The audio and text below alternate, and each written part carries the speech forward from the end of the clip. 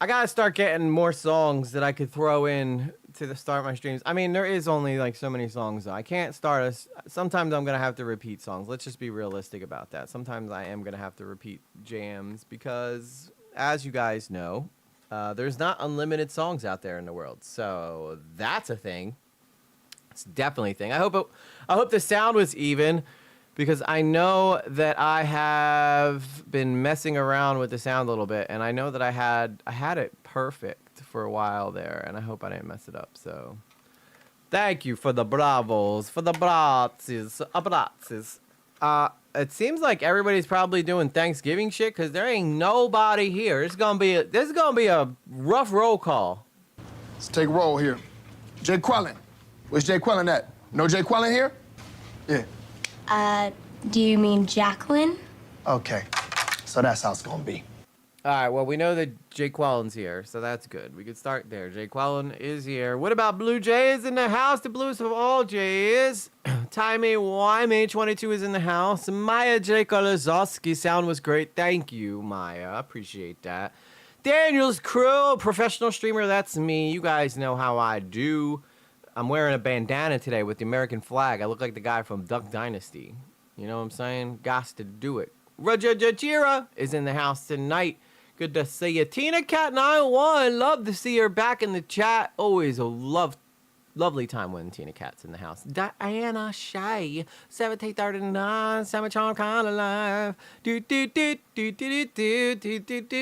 think that I would go for that song if it wasn't for the fact that he's so wordy during the verses.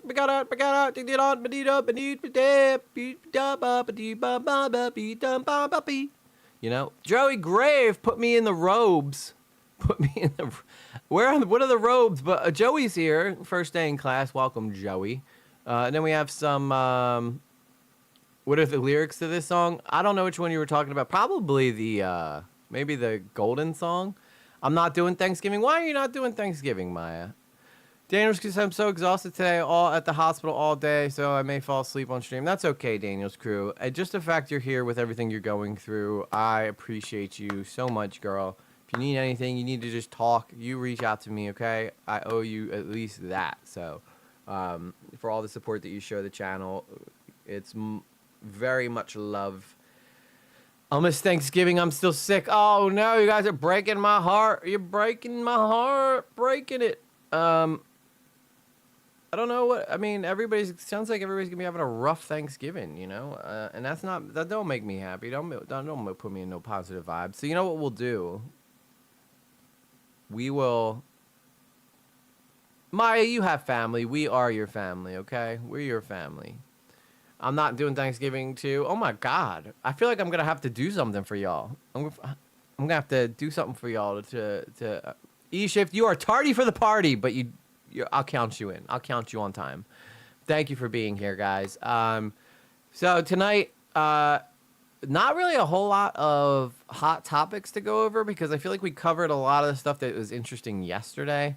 So I'll just go down a quick list of things that I saw earlier that I thought was pretty interesting that maybe y'all would be interested in. So Asmongold did a video making fun of Casey Tron because Casey Tron actually tried to make a plea deal with Ethan Klein, which basically, Holly Grace, good to see you, which basically means that, you know, Casey Tron is like kind of admitting that she did something wrong and she's acknowledged that she's done something wrong. But I think that Casey Tron, and I think she offered him like $17,000. So he offered her $17,000. Let me go to X real quick and see if I can find the post where she talks about this, because it is pretty wild. She, you know, for someone who claims that she got like no money, I don't know who Anthony Sargone is, but apparently he claims Asmongold is beefing with me over Casey Tron lawsuit. I don't think so. He wishes. I know Asmongold is beefing with Casey Tron though. So I guess he's probably just using Casey Tron as a as like a way to try to get clicks or something. After all, We all know how this game is played. The more you can connect yourself to bigger streamers, the better off you are. So I'm going to start calling everybody out. Everybody's getting called out. Nobody's safe. We're going for everyone. We're coming after everyone. Okay, so here's the actual footage here that Casey Tron put out, basically talking about.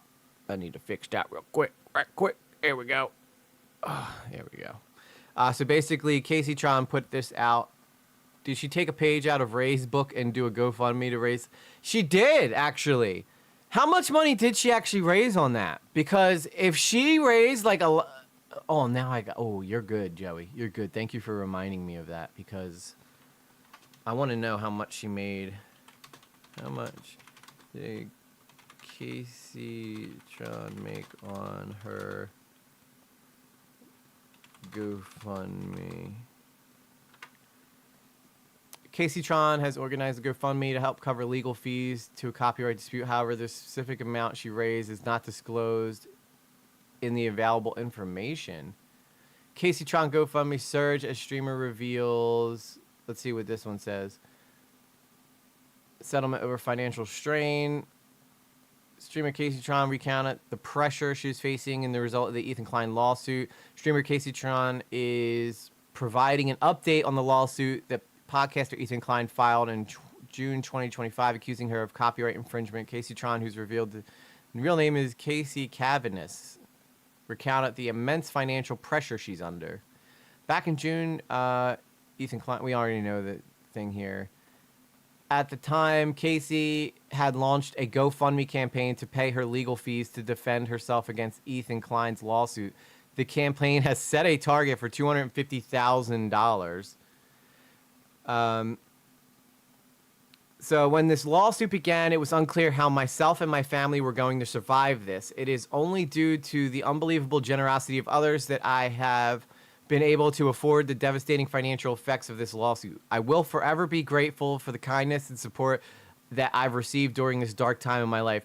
We have raised just over $49,000 on my GoFundMe. I have also contributed another $5,000 from various marathons and fundraising, bringing the total up to $54,000. Okay, so now that we know that she's raised $54,000 in GoFundMe, let's see exactly, let's see what she, hang on, that's not the right one. I gotta find the one where she is, she said that she made a, okay, I think this is it.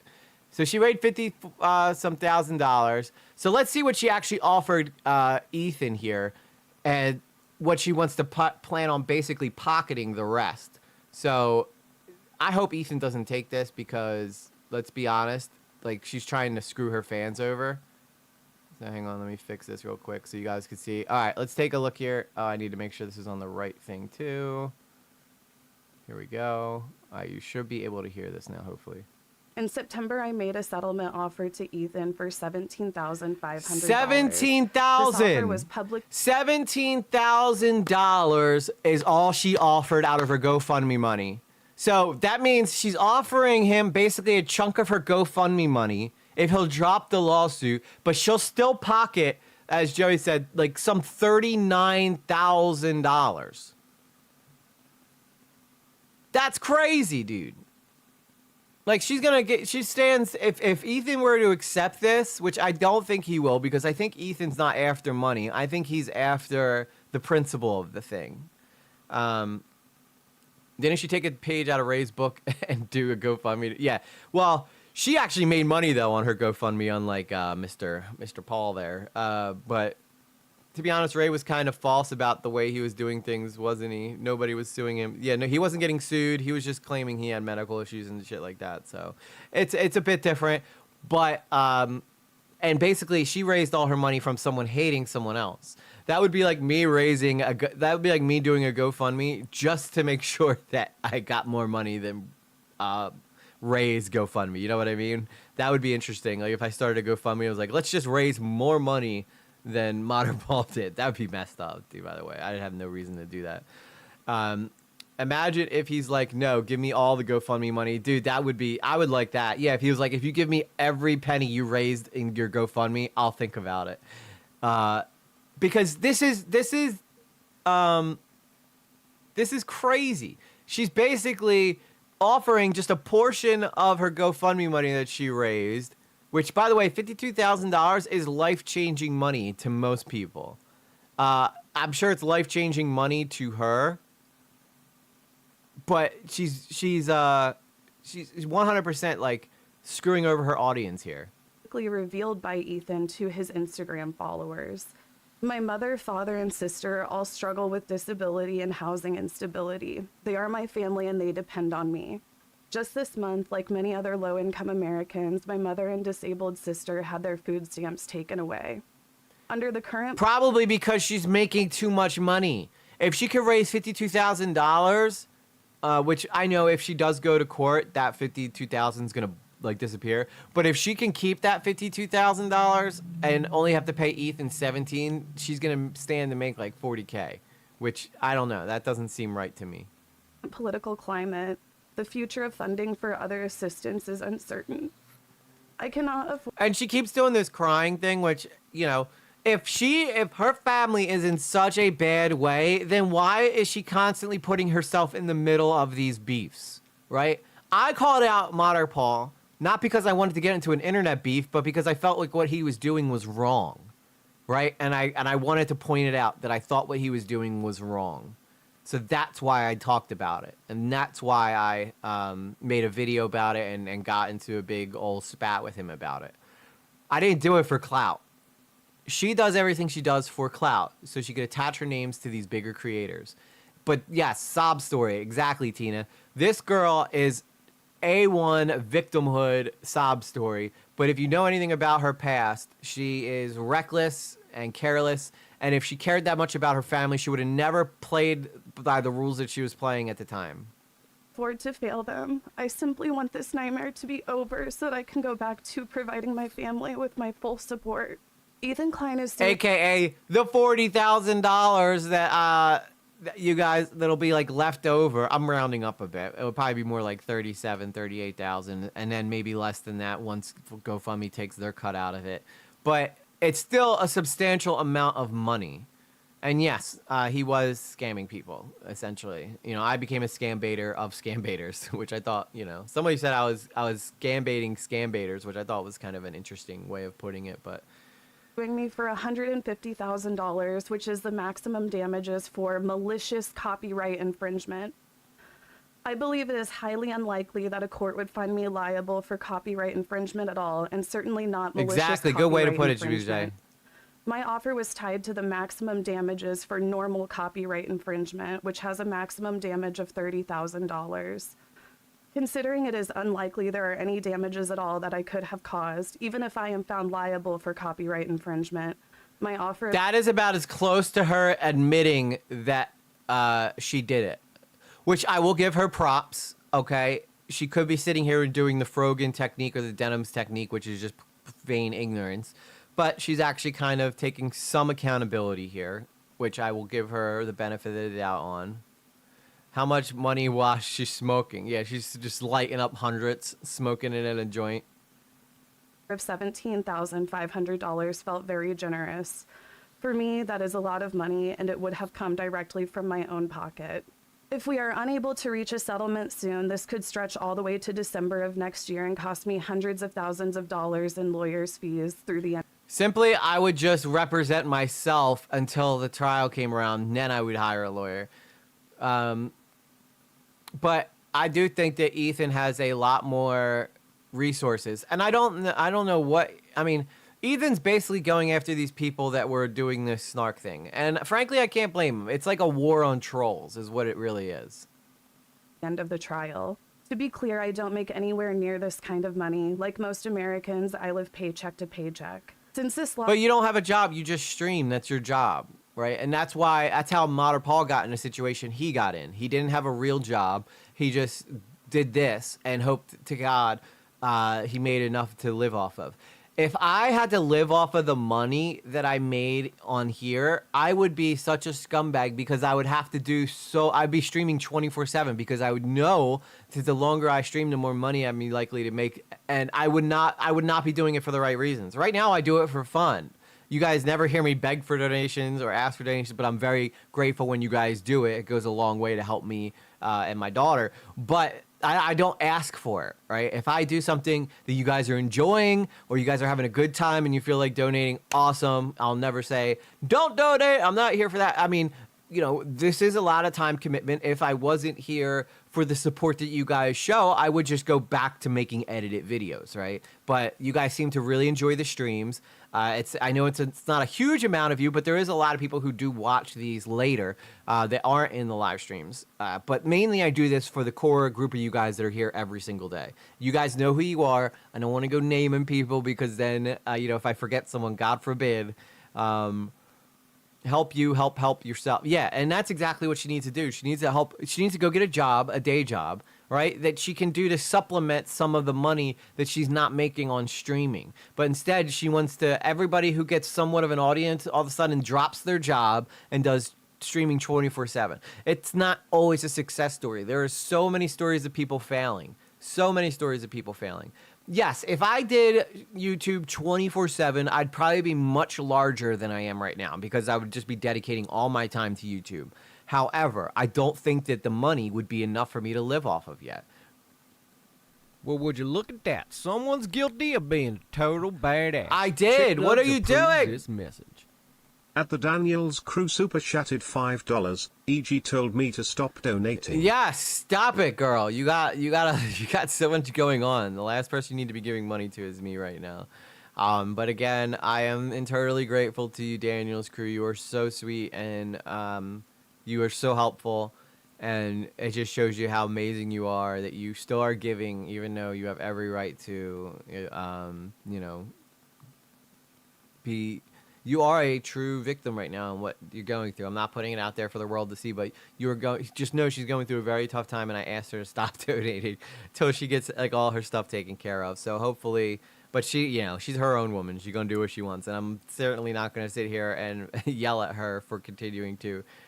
She, as I said, she's a grown ass woman. She could do what she wants, but I think that I feel some type of way accepting it. But that, you know, I still love you to death. And I'm very appreciative of it.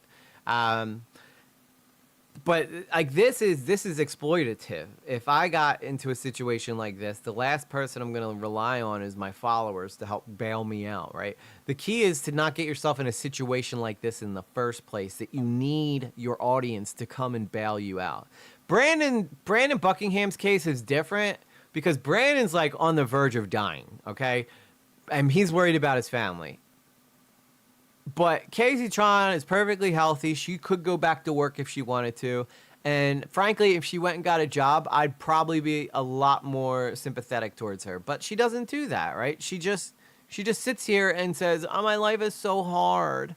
Everything is so hard for me. This is all the things I got to go through." And yeah, maybe she does go through hard times. Maybe she is going through hard times. But at the same time, she put herself in this situation, and it is just so hard for me to feel bad for her knowing that she did this to herself. Lawsuit was announced. It has resulted in a barrage of hate and harassment that has been incredibly mentally taxing.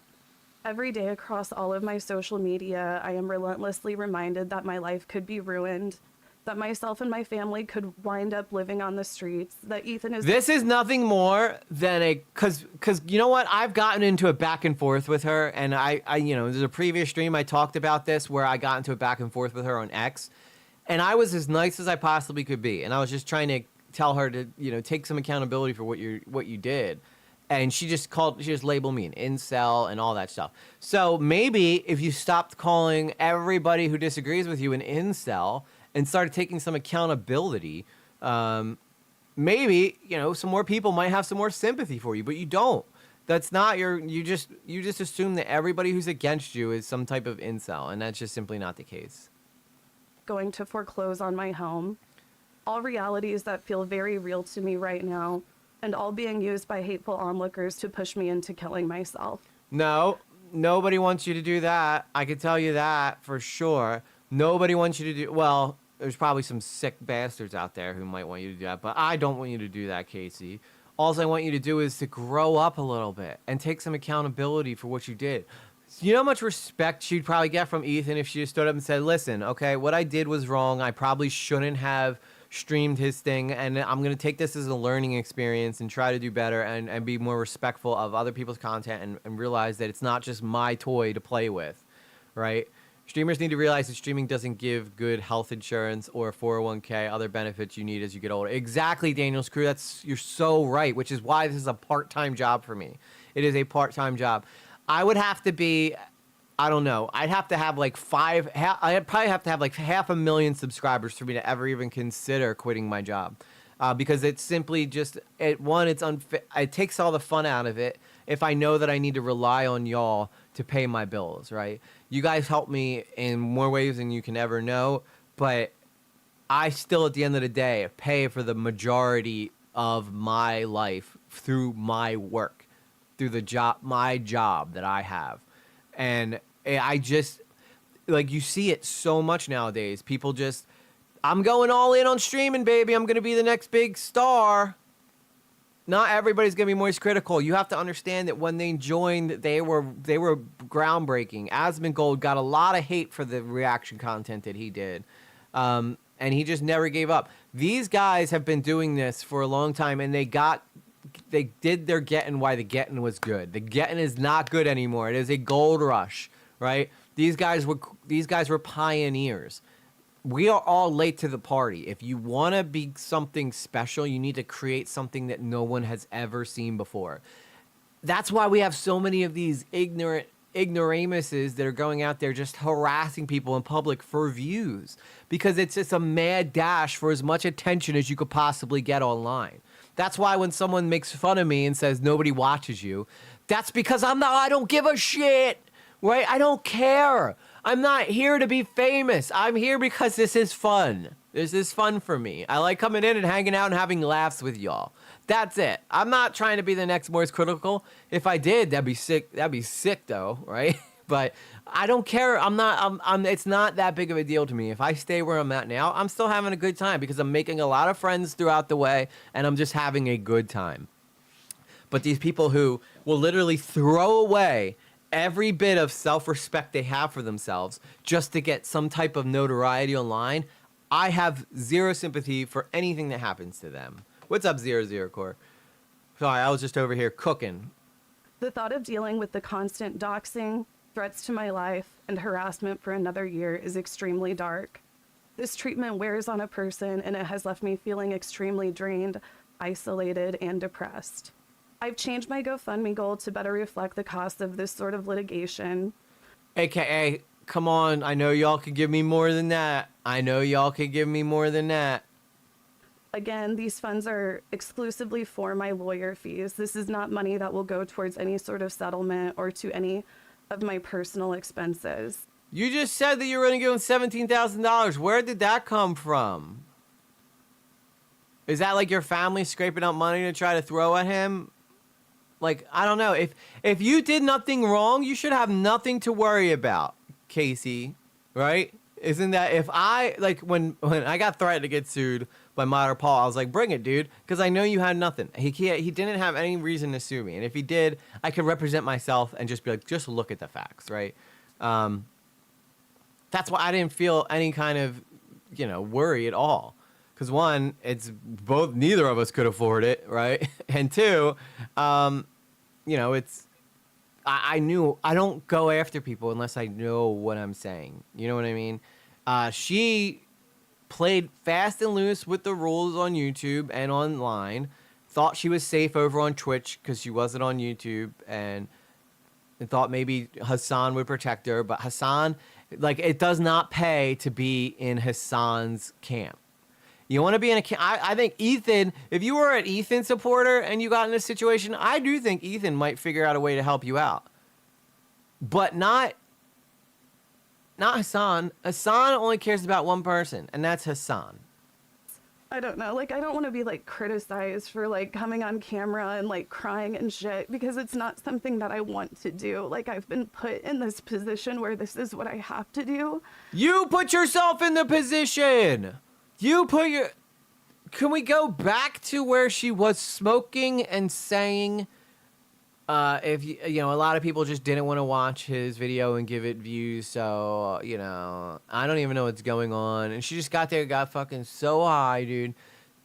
Again, this is ridiculous. Yeah, he didn't have receipts. I had all the receipts. You have to have receipts in this, and Ethan right now has all the receipts. Casey Tron has no receipts, none. Denims has no receipts. Frogan has no receipts. Who is that? The black guy? Who's the random black guy in there? He got no receipts. Hassan got no receipts. iDubbbz had no receipts. Ethan is holding all of the receipts. That is why he is kicking everybody's ass and why it's made him way more popular now than he's ever been. At one point, Ethan was pretty disliked online. And then everybody turning around and going after him made him the martyr, which made him now the success story. And now everybody's on Team Ethan. I know I am, because I think that what he's doing is right. And unfortunately, you know, I don't want to see Casey. I've said this many times. I don't want to see Casey Tron's life ruined. I don't want to see anybody's life ruined. But when you play fast and loose with the rules, you are instead trying to create your own rules, which just don't exist. And that's the problem with a lot of these people that are in this position, that they are, they don't live in our reality. They don't live in our reality.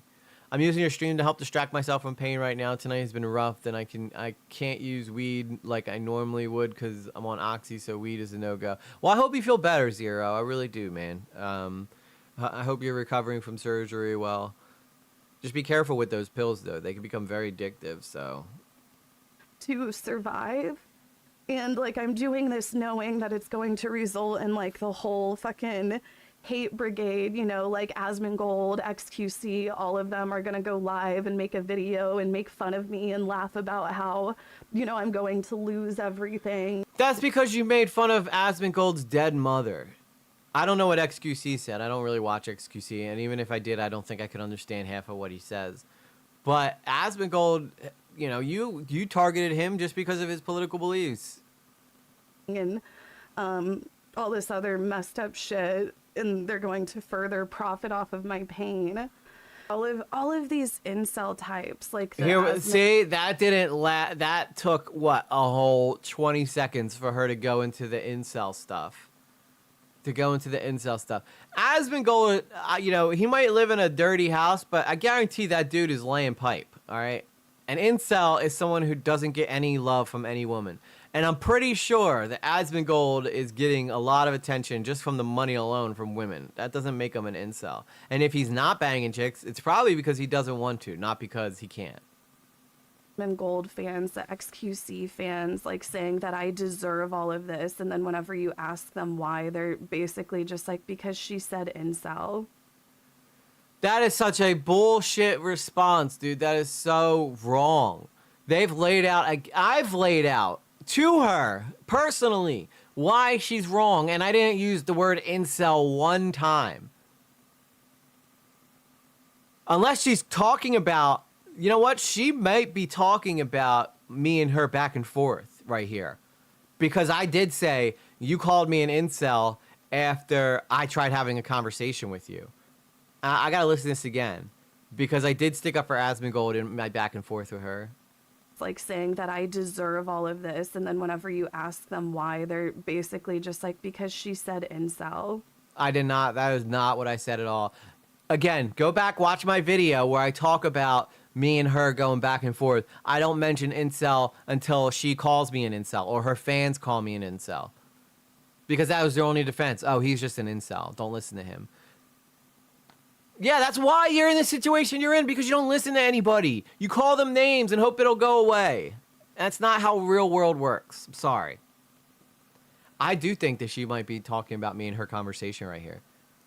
I'm sorry. I just want to say, I think I'm in. She didn't mention me by name because she probably don't even remember who the hell I am. But I guarantee she remembers me and her conversation because me and her went back and forth for like a good hour on X. So, and she said, why do I said, because I started off the whole thing by saying, you know, I feel bad for you, but, you know, I can't help but feel like you kind of put yourself in this situation. And that was her taking it as me saying she deserves it. And then I do think that this is I think this is a reference to what me and her were talking about. I get mentioned in the same name as Asmongold. See, for such a small creator, I make a lot of waves. I make a bigger waves of me, e.g. We've done that before. We might not be small, but we are mighty. And I will take that to the grave. As someone with an addictive personality, I'm always careful with my meds if they are known to be addictive. Yeah, especially those types. Zero. Those fucked my life up big time for like a good 15 years. So that's why I'm just warning you, be very careful. And when you're done with them, just be done with them altogether. It's like the manosphere, a lot of the men in this space really hate me because ever since I've had a platform, I've spoken out against their misogynistic, hateful behavior. I'm sorry. How did she get started, right? She got started by shoving her titties up into her chest and her neck. And like using that to grow her platform when she was hot. She's kind of let herself go since then. But when she first started off, she was like a booby streamer. She was one of the original booby streamers. So she's fine making money off of men when it's convenient for her. But then when she wants to stop and be for the gays and the girls, all of a sudden now she's got a problem with men. Because they were probably like, you only got famous because of your boobs. And she probably hated hearing that. Now, she does have her moments. She can be pretty funny, but it's usually when she's stoned out of her mind. And also, by the way, I don't know how you could possibly fight a lawsuit smoking as much weed as she does. I would never be able to go to court smoking that much weed. I'm sorry. You got to be sharp and you got to be focused when you're dealing with this so you can actually do problem solves. What's up, Daddy Scambay? How you doing, brother? Good to see you. You know. So that's the situation going on with her. Again, I do think that my back and forth with her, I know I'm not the only person she's talked to online, but I do think that that was a little bit of a bit of a sly comment towards me and her back and forth. Because she doesn't respond to a lot of people, but I guess something I said just kind of got to her that made her feel compelled to respond. I remember they were called tassels. She had the booby tassels. But anyway, you know, Casey, please, for the love of God, don't delete yourself, okay? That is the last thing. I don't think she would personally, but you never know. That's why I backed off of Modern Paul. I was worried that I was like winning too much, and I'm not here to kick anybody while they're down, okay? I'm here to just point out bad behavior when I see it. And let me be very clear. If you are a scam baiter and you are using that to take advantage of your audience, if you're any type of content creator and you are using your platform to take advantage of people, I'm going to call you out. Because it's just the right thing to do. Not because I want clout, not because I want attention, but because it's the right thing to do. And God knows we need that now more than ever. Because right now, life is hard. It's already hard enough for all of us every day dealing with this stupid AI nonsense. So, you know, it is what it is. It is what it is. All right, let's what else did I want to say? Was there any other topic that I wanted to talk about? Let me go see what I have on the YouTube. On the YouTube, because I know this is how I look at stuff here. I hate when they don't tell me when it was. Oh, apparently legal. When did this start? Okay, so this was like a week ago, but apparently the guy Legal Mindset, who we watched on this channel before, has a history of being like a red pilled, like manosphere type guy. So, well, hopefully, if he streamed today, I hope that he figures it out. I hope that he uses that and starts making money the right way, and people donate because they enjoy what they're watching and not because he's guilting them. And if that's the case, then I say more power to him. You know, I'm not going to attack the guy anymore. I've made my points. I think I laid out my arguments pretty clearly. So, you know, it is what it is.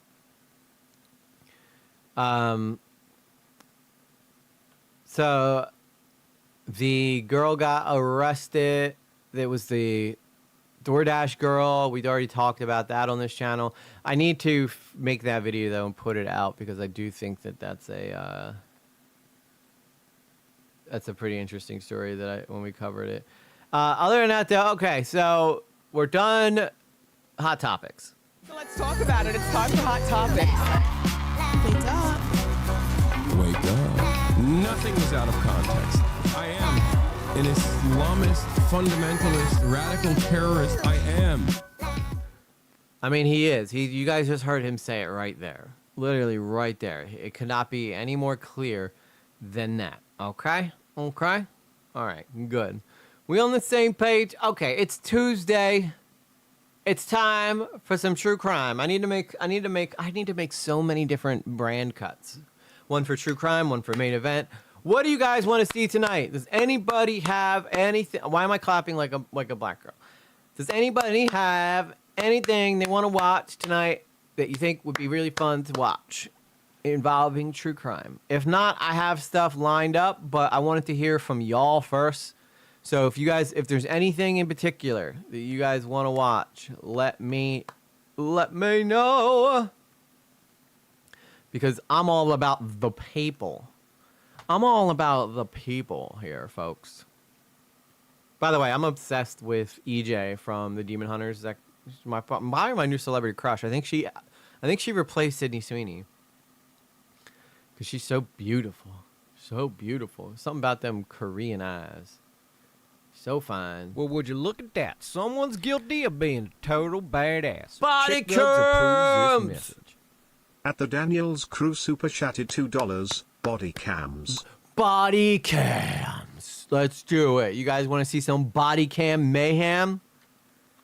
You're like, I don't care what it is as long as it's a body cam. I put Casey-tron videos on Discord. Well, we could watch that tomorrow, maybe, Roger, because Tuesdays is true crime.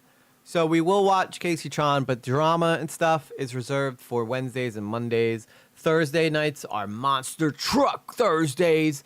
And Fridays are kind of whatever. It's if I ever do live stream on Fridays, because the last couple Fridays I haven't been able to live stream. So, but I am supposed to live stream on Fridays. But Fridays are like my laid back. We're going to just hang out and talk about whatever. So let's do body cam stuff. So 20. Well, would you look at that? Someone's guilty of being a total badass. Chick Lugs approves this message. At the Daniels Crew super chatted $2. I promise to keep my mouth shut. Well, would you look at that? Someone's snap. guilty of being a total badass. Chick Lugs approves this message. At Daddy Scambait super chatted $2. Play the one I gave you a couple days ago. All right, let me see here. Is it in my inbox? Let me see. Where's DSB? Blue Jay's been putting some good stuff in here. Trying to see here what Well, would you look at that? Someone's guilty of being a total badass. Chick Lugs approves this message. they're going wild in the At the chat. Daniels Crew super chatted $2. Daddy Scam in the house. That's Had right. to push the button. Yeah, and by the way, I think I'm going to have to do something about the emojis. As funny as they can be, I do think that I was listening back to the stream today, and there was literally, when Sarah did one, there was like 3 whole minutes of just emojis going, and I can't have that in the stream. So I'm going to have to raise, I'm probably going to have to put like a $10 minimum for emojis or something. I don't want to do that. I'd prefer to have like the $2 super chats and the $5 super chats BTTS. But I don't know if you could just disable emojis, because I do know that while it's funny, I do think that it does, one, it throws me completely off and I forget everything that I was going to talk about before the emojis start. So, or maybe I'll just let them be on stream for one night a week or something like that. So, thank you guys for behaving. It's Sarah. Sarah started the emoji things, and Carla sometimes Well, would you gets look it at going. that? Someone's guilty of being a total badass. Chick Dugs approves this message. At the Daniels Crew super chatted $5. Also, Carla is in the house and she thinks you forgot her. I did not forget her. I heard EG doesn't know Carla. Well, that's because she just came in. But thank you. That is so nice of you to make a super chat announcement for Carla. Carla is our lone Twitch viewer. For her, Carla literally does legwork like you guys wouldn't even know. Like, because she literally is the only reason I get any kind of attention on Twitch. She's the only person who watches me over there. So, thank you, Carla. Someone's guilty of being a total badass. Chick Dugs approves this message. At the Daniels Crew super chatted $2. Also, I never do emoji. That's right, you never do, and it's fine. I like the whole reason I do TTS is because I know that I like to hear you guys get your words out on stream, right? But if it's just like the AI doing the emoji thing, I don't know. Like I have to draw the line somewhere. I can't just let the stream die for a couple dollars, and have 20 minutes of emojis playing because I do think it chases off. One, I have to edit it out of streams, which is annoying, and two, I have to, it makes me kind of lose my train of thought when it's happening. So those of you who just super chat normally, thank you. I'm not even like upset with the emoji stuff. I was just listening back because I always listen back to the stream to see where I can improve and stuff. And the emojis were just a little too rough for a little too much, if I may say so. I heard EG will only allow emojis for people who watch his bottoming videos. That's true. If you don't subscribe to the Patreon to watch me get bottomed, then you can't do emoji stuff. So, but I don't make many rules in here. But the one we're gonna have to instill that one just because it's so chaotic. You guys forcing my hand. You're forcing my hand. I don't like it. Where did you put the? I can't find. I'm not seeing your recommendation in the inbox, Mr. Daddy Scambait. Where did you put it? Where did you put it? You tell me right now. Did you send it to me in a message maybe? All of a sudden I get ads. Yeah, I turned ads on tonight because I want to see. I'm playing around with to see if the ads bring more people in, or if it gives it more viewership, because YouTube tends to push stuff out more if there's ads on it, because then they're making money. So it's just something I'm kind of experimenting with right now to see if the engagement and it brings in more people if we roll ads tonight. So I put them on very loosely, so you shouldn't get a crap ton of ads. I think maybe every 20 minutes at the most, and I think it's split individually, so there's not one ad. So it's just something I'm experimenting with. Now remember, you guys can always go over to EG Lately Live and watch ad free. So if you hate the ads that much, you do have an alternative. EG Lately Live is not monetized, so that is a little hack for you guys. Plus, it gives some engagement to EG Lately Live. So, and that's where, God willing, eventually these streams will just go there. And I can go back to just making documentaries on EG Lately. And then EG Lately Live is just all the streaming stuff. Point blank, period. Just remember, though, if you're on EG Lately Live, you cannot do super chats and stuff because it's not monetized yet. Dude, that channel's been sitting away from 70 subscribers for super chats. It's so close to being able to get super chats over there. But we just I cannot grow that channel to save my life. It's not getting any attention. The algorithm hates it, kills every video. And some of those streams, I think, are pretty bangers, Yeah, you can't donate on that one. Well, I'll tell you what you do, Daniel's Crew, is if you want to donate, you come back over to EG Lately, you do your super chat, and then bam, you go right back over to EG Lately Live. And everybody wins. Everybody wins. And you should all be able to see the chat still rolling in there. I'm not sure how that works. But I do think that it comes up. You had me on no ads. Yeah. Yeah, it's a win-win because one, EG lately's doing fine. The main channel is doing just peachy, right? But EG Lately Live is where I want the drama and the true crime and all this stuff I do here to be. The EG Lately is kind of more towards like, I was always kind of supposed to be like a documentary, like where I put like my art down, you know. But the streamer in me is EG Lately Live. So if you want to see EG Lately Live be a streamer, then go give that channel some love. So I'm either making money or I'm getting the other channel some more attention. So, you know, it's a win-win for me. It's a win-win. But if you guys are fine with sitting through ads and you want to help make your buddy a buck, that's fine too. I love y'all. Unless you're on premium. You know, if you're on YouTube premium, you don't got to worry about any of that shit. As Sarah Known Little says, what are ads? What even are ads? What's it called? EG Lately Live. So it's just the same name, just with live at the end of it. Like, I got it from Pyrocynical, because Pyrocynical had a main channel, and then he had Pyrocynical Live, which was his streaming channel. And then eventually Pyrocynical Live became bigger than his main channel. And the same thing happened with Nicholas Diorio.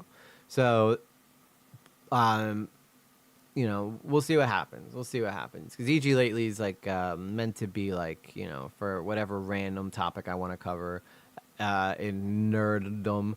But the streamer in me covers true crime, all this stuff that we talk about on these lives, which can confuse people when they go to EG Lately's live streams and see that we're talking drama and we're talking... But that's because it's all supposed to go over to EG Lately Live, where the best parts of the streams get re-uploaded. Thank you, Regia. I appreciate you for posting that up there. Daddy Scambait, I still cannot find your thing, so I'm going to find a different thing here. How do you do ads with the music you play in the beginning of the stream? So what happens is the ads, well, you could get ads during the live streams, even if you start the music. But what you have to do is afterwards, they demonetize it because of the music. And what you got to do is go and take out the music that you put in there. And then I basically just cut out that whole stream starting thing and start the thing either with my song or after my song, because sometimes those times I sing, they get copyright claim too. So, that's what you got to do. That's what you got to do. I tried finding it, Daddy Scambait. I tried, but you're not telling me. You personal messaged me it. I don't even see. Oh, wait, here's one. Oh, wait, here we go. Horrific body cam discovers end of the careers of 16 cops. Okay, I found it. I was waiting for you to tell me where it was. That's all you had to do.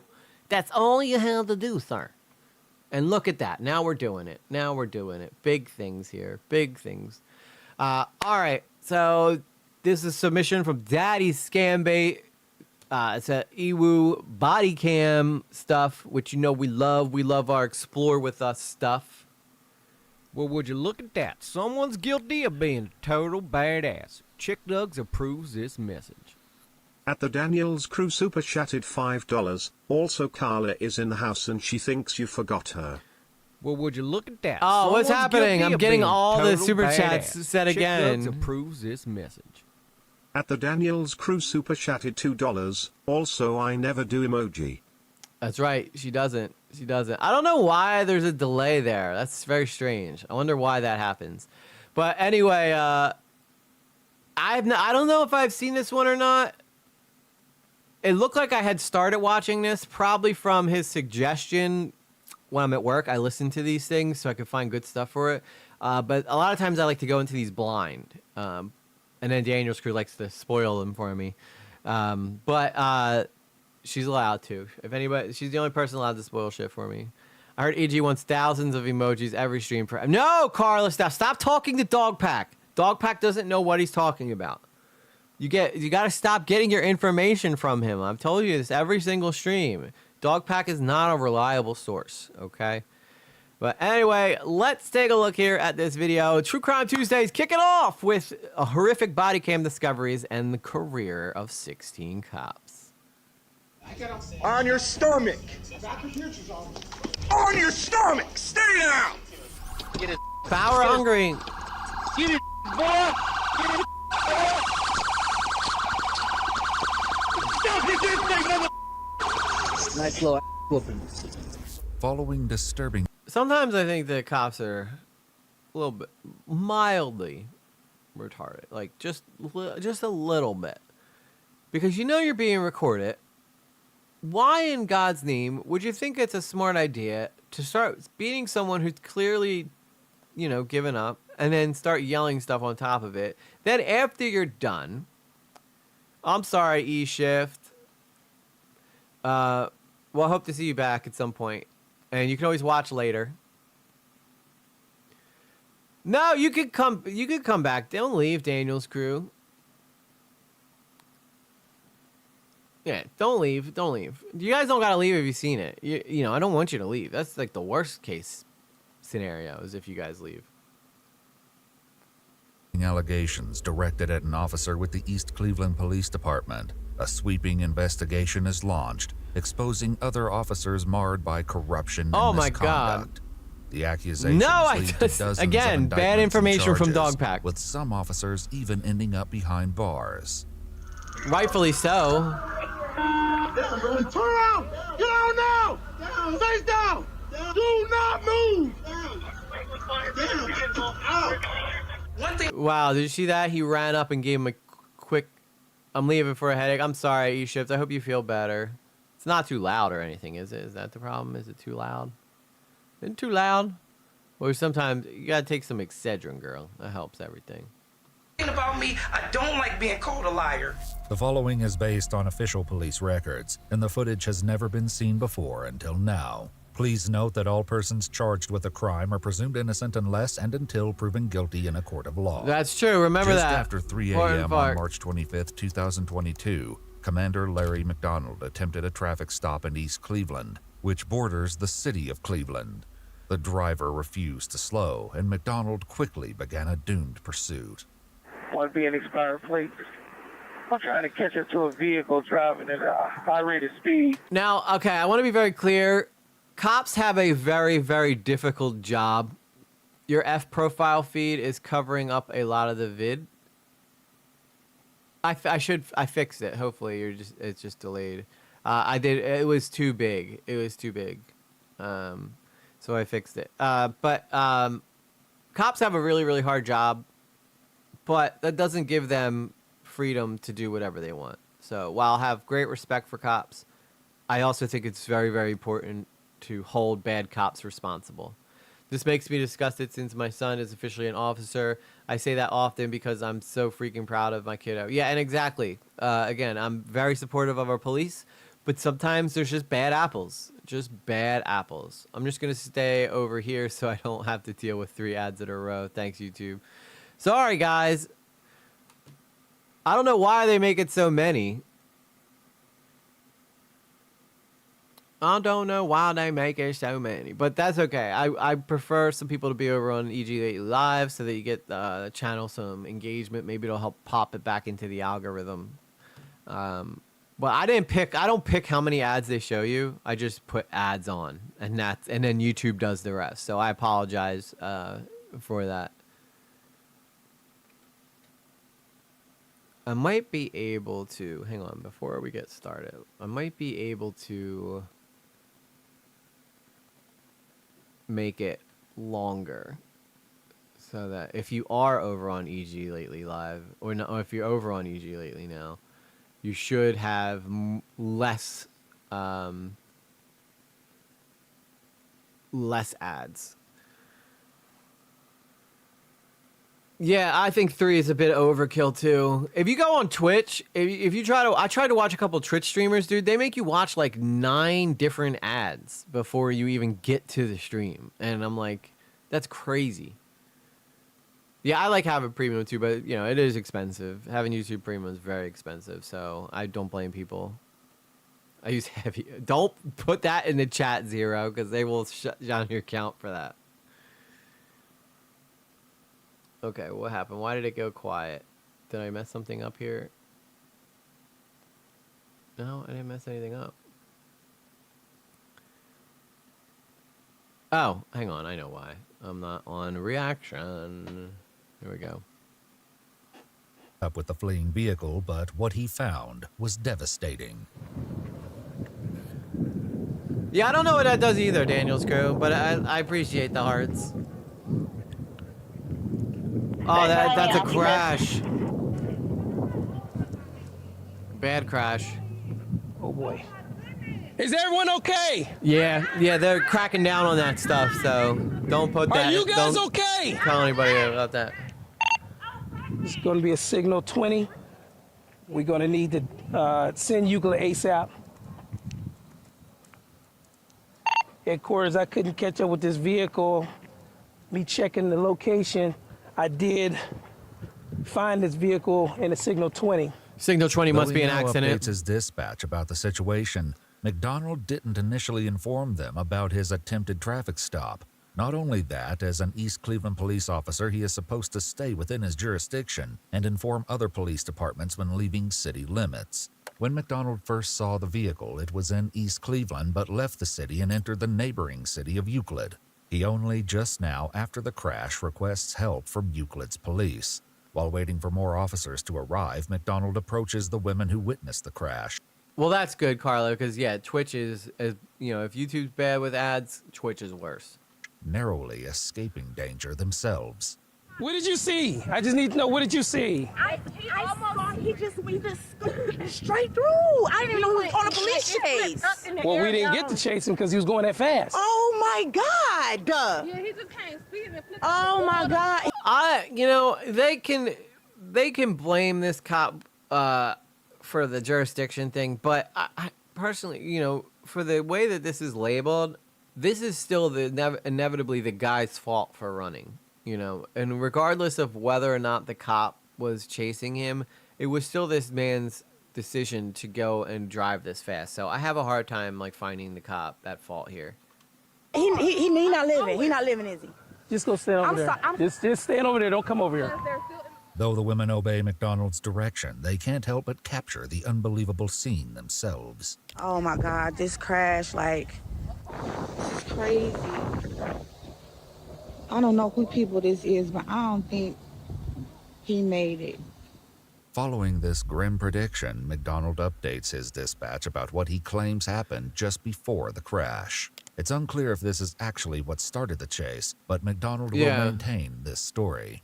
Vehicle was traveling at a high rate of speed. Now, I guess if they're going to get hung up on the fact that he didn't follow protocol, that's one thing. But, again, it's not the cop's fault that this guy is gone. That is 100% on that guy that he drove like that, because he could have killed someone. I was driving to work this morning, and there was a dude who literally did 100 past me and almost crashed. I was driving here. There was another car driving here. This idiot comes up doing 100 miles an hour, almost smashes into the back of the guy that's next to me because he wanted to get past me and but turn before smashing into him. He could have killed someone. I almost called 911 because of how reckless he was driving, but I was too tired and I didn't feel like doing it that morning. But speed what caught my attention. Okay, Daniel Screw, it gets was worse. Traveling probably over 100 miles an hour. If it's on an Explore With Us video, I know he probably did something bad, because you typically don't get on an Explore With Us video unless you've messed up big time somewhere. I couldn't catch up with it. Though he also requests EMS, he still doesn't check on the driver, 20-year-old Taryn Brown. In fact, he never does. Soon, officers from both East Cleveland and Euclid begin to arrive. God damn it. Just stay here and make sure nobody comes by. Okay.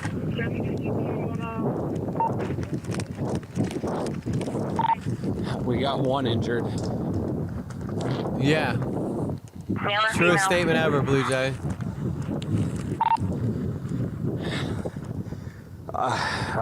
Looks like a male. During the crash, the driver was ejected through the driver's side door, and his leg became trapped when it started to roll. No, it's there. Oh my God. No, his head is there. The arriving officers also check on McDonald. You okay? No. I just contacted them again. Oh, no. There should already be a route. Man, I wish I could have caught up with him at least. While McDonald appears to struggle to come to terms with what just happened, the footage from the security camera at the J.D. Byrider car lot reveals the full horror of the crash. As the car rounded a curve, it struck a chain fence, rolled over, hit 8 unoccupied cars. Oh, damn, that was wild. Hang on, sorry. I gotta get my eye drops real quick, because my eyes get dry real fast, so I just need to grab my eye drops real fast.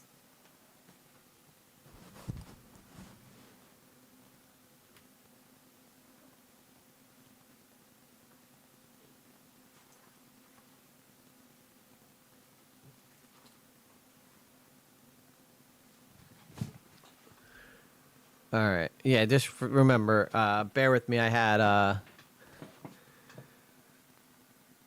surgery, so I'm gonna go back a little bit because I want to see this crash again. I'm in your holes, eating your biscuits. What's up, sweet? Full horror of the crash. Good to see you. As the car rounded a curve, it struck a chain fence, rolled Wow. over, hit 8 unoccupied cars, a bus stop, and rolled several more times. He could have easily killed someone if they were sitting in that bus stop. That guy was going like 100 miles an hour, it looked like. This footage would also reveal that something isn't quite right with McDonald's claims that he wasn't in pursuit. For now, the Euclid police have already started an investigation into what exactly led to the gruesome crash. Who's chasing this car? McDonald. I did not have bottom surgery. Stop McDonald. it. Who's that? Huh? Who's that? I'm doing the accident report. I need to talk to him. Okay, Who's chasing this he's car? he's chilling out right now. He's got to relax. He's in one of our cars. I don't know where he's at. I don't know where he's at. Dude, what's your problem? Okay, okay, I got it. McDonald, where you at? My car 3115. Copy. When you get a chance, one of the Euclid officers needs to talk to you. Which one?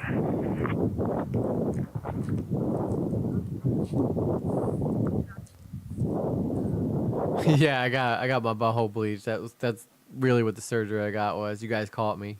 All right. Here we go again. Sorry. Thank you, Maya. You tell him. He's right here. Yeah, because it happened in our city. Only on my stream can we watch something as like crazy as this, and somehow the conversation turns to my butthole being bleached. Gotta love this stream. I need somebody to stay with Sarge. I'm with him. He's. Copy, keep him close. I am. So I'm the accident investigator, so I'm obviously going to get the fatal. I just need to find out exactly like which way he was traveling, what he hit. Well, we was traveling. This would be east. However, Go ahead. he was going so fast, I didn't get a chance to read the Okay. I was monitoring, Where's that like, you know, the traffic doesn't keep up, so I actually stopped back there behind the red car, because I thought that was smart. I thought he pulled over. While Yeah. McDonald attempts to explain, Sorry, the I other like it. East It's fun. Cleveland officers discuss the event. He bounced off the cars. I know, but there's literally like blood splatter on all sides of the car. Because he flipped. McDonald also updates the acting chief of police for East Cleveland, Kenneth Lundy, who soon arrives on the scene. Lundy was appointed after, according to court records, the former East Cleveland Police Chief Scott Gardner pled guilty to a sales tax-related charge. Lundy will face controversies of his own eventually. Oh, a little bit of foreshadowing there. A little bit of foreshadowing. Yeah, criminals have rights, but yeah, being an American citizen is very important that you get your rights. But at the same time, this guy was reckless. He could have killed someone easily. It's hard to have any sympathy for him. He's dead. He did. Didn't get to chase him. He's too far away. The witnesses, though, disagree. He was right behind them. Right behind him. Chasing them. East Cleveland police was chasing the car. McDonald, also known by the nickname Pac-Man, had already become infamous in East Cleveland. Pac-Man has like a bad reputation. Yeah, I guess if your nickname is Pac-Man as a cop, yeah, you're probably a bit of thuggish yourself. The officer that you gotta keep your eye on because he kinda on the crooked side. He's a scary guy. Take my camera on. Turn it off for a minute. All right, going off. McDonald doesn't turn his body cam on again. Still, it was too late. His body cam was equipped not only with GPS, which showed how close he was driving behind Taryn, but also exposed his speed. Wow, so he was going way... Okay, this makes the cop a lot more guilty. This definitely makes the cop a lot more guilty because now he was doing 94 down that street. He could have killed someone too, both of them. If you're going to hold the criminal responsible for how fast he was driving, you have to hold the cop just as responsible for how fast he was driving. Showing that he got up to 94 miles per hour. His body cam would eventually betray him again in the future. The full footage from the security camera also revealed he was only about 30 seconds behind Taryn. Despite these questions about the role he may have played leading up to the crash, if he escalated it, and if he should have contacted his dispatch earlier or informed Euclid about a speeding car entering their city, Commander Larry McDonald maintained that he wasn't chasing Taryn. This, however, according to police and court documents, wasn't the last crash he was involved in. Almost a year later, on March 12, 2023, Cleveland police were contacted when a vehicle from East Cleveland ran into a bus stop. Yeah, I know that you're not allowed to chase like that, which is a rule now. Not because like they're worried too much about the suspect, but because it typically can lead to endangering the local population. So if that guy wasn't in a stolen vehicle and it was just his vehicle, just go pick him up later. I think cops have realized this. Like, they'll just go get him later instead of having to chase this guy down and risk all the lives of the people that are around this, this town. So, I mean, again, the guy chose to run, but the cop also chose the wrong in this situation easily. And became... Also, this looks like an S, or a 9. That looks like a 9. Interesting sidewalk. Never seen anything like it. Stuck. I was calling for police right across the street from the district. I guess it was a car running from East Cleveland police. And I guess East Cleveland turned, he almost just hit me, but East Cleveland turned around and went back towards East Cleveland. We keep trying to reverse out. He's trying to get out, but he was running from the police. Despite the 911 caller's certainty that the driver was fleeing an East Cleveland police vehicle, when the Cleveland officers arrived, there's no sign of anyone from East Cleveland police, only the driver, and he's telling a very different story about how he crashed. So you're saying that makes sense, Zero. No, he pushed me. Where did he push you? I had turned that corner right there. Yeah, you were turning. That corner right there? Where did it hit you? Which side? No. Is that Jeep a police car? See that car right there? Where did the guy hit you? See that car right there? Listen, no, he never even hit me. He swerved out of the way. Notably, Mark never mentions anything about a cop car. In fact, the way he tells it, it was just another vehicle that he swerved to avoid. However, in doing so, he hit more than just the bus stop. He's going pretty fast. He knocked out the stop crosswalk. Was that a trash can? The trash can. That and Oh, that was the guy. He was driving that Jeep. That looks similar to the Jeep I have, and those things in sport mode are pretty fast, especially if they're 6-cylinder. fire hydrant first. Oh, there's the fire hydrant. Did I tell you my son is an officer now? Yes, you mentioned it. I'm just kidding, but if you're in California and get pulled over by Daniels, you know it's my baby. All right. Oh, you're proud of him. It's okay, Daniels crew. On the street. Oh. Maybe he'll pull over Phallic. Got all the way over there. Hey, Muscles, why don't you get out of the car and get this fire hydrant and drag it up on the sidewalk? While some of the Cleveland officers attempt to understand how exactly the driver, Mark, found himself in such a predicament, others try to verify what exactly the 911 caller may have witnessed. To do this, the Cleveland Dispatch contacts East Cleveland. Hey, were you guys chasing a car? No, we were not. No. All of our officers are in the station. Though it's true that all of the on-duty East Cleveland officers were at the station and didn't report any police chases to their dispatch, there was one officer who was not technically on shift but still working. Commander Larry Pac-Man McDonald, who was at the Sportsman's Lounge. So he's out there chasing cars when he's like not on duty? That's messed up. That's all in that shit. Yeah. Hey, yo. What you lose? You put it on TikTok. Oh my God. Night, you don't be on. At the same time that the Cleveland officers are dealing with the aftermath of Mark's crash, McDonald is, according to Sergeant Anthony Holmes, checking on the security at the lounge. He usually check on the bars at night. I guess that cop was just sitting in the bar having a drink with his body cam on. To make sure everything's going okay. She said a black ball. I like black balls. No, you like the white ball. I love white balls. I love Arab balls. My favorite is some black balls. Though McDonald is supposedly checking on the bars, he spent a good portion of that evening with a couple of women sitting in his police vehicle. You be playing. Should have kidnapped your. Black man, look me up. Huh? Look me up. Look you up on what? The flat. Hell no, dumb. Yeah. No. I might be a dumb, but I say great. I don't know about all that. You around white boys. No, I never got the too much. What is happening here? What is he racist? What happened? He come on something like I wasn't interested. Hold up. It's cool. You can holler at it, but goddamn, you try them up. No. Was you about to block my head or something? No. Hey man, ain't you like the chief or something? Commander. Huh? Commander. Commander. Who?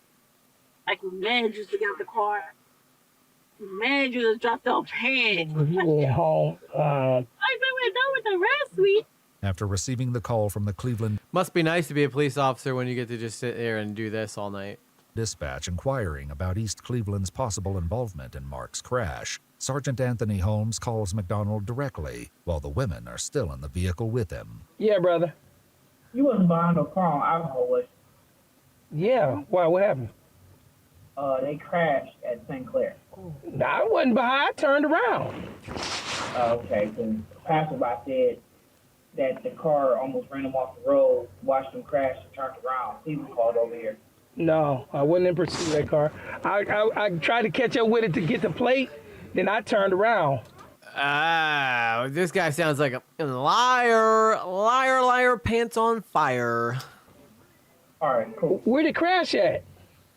St. Clair, right there by 5 Points. Where's 5 Points at?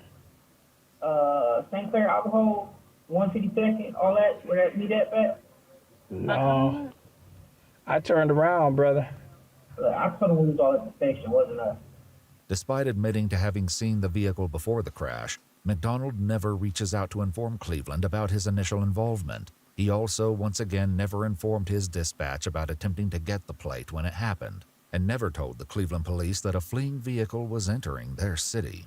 While this discussion is happening, the Cleveland officers have run Mark's name and made an unsettling discovery.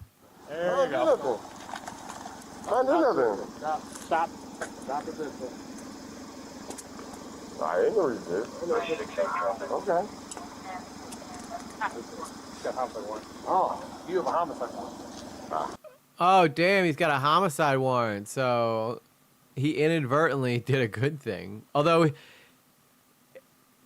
the one guy he probably should have pursued for having a homicide warrant, he turned around and went the other way. Homicide warrant? Yeah.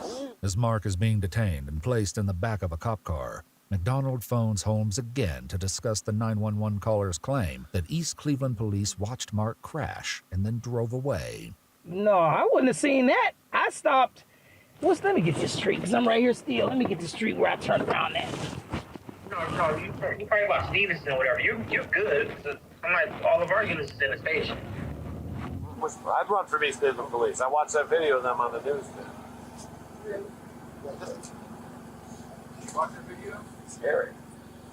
You're like, hey, it's on our body camera. Let's just all act like purposefully. It's exactly just existing people. So it looks like Cleveland police and East Cleveland police have a bit of a not a very friendly relationship with each other. We ain't had nothing to do with it. Yeah, because I was trying to get the plate on it. It was a white Jeep. Yeah. Mm-hmm. Yeah. Just leave it alone. As it turns Dude, they got that all on tape, dude. What a bunch of idiots. God. out, Mark had served a sentence for attempted murder in 2008. The warrant that came up was no longer active, and he was soon released by the Cleveland police and allowed to collect his belongings interesting. from the vehicle. I'm angry as somebody ran me off the road and y'all got me in. Go. Okay, well, we still have to do our job. Goodbye. Goodbye. Be as mad as you like. Goodbye. Okay. It's not gonna. All right, sir. Have a good day. Oh, sorry.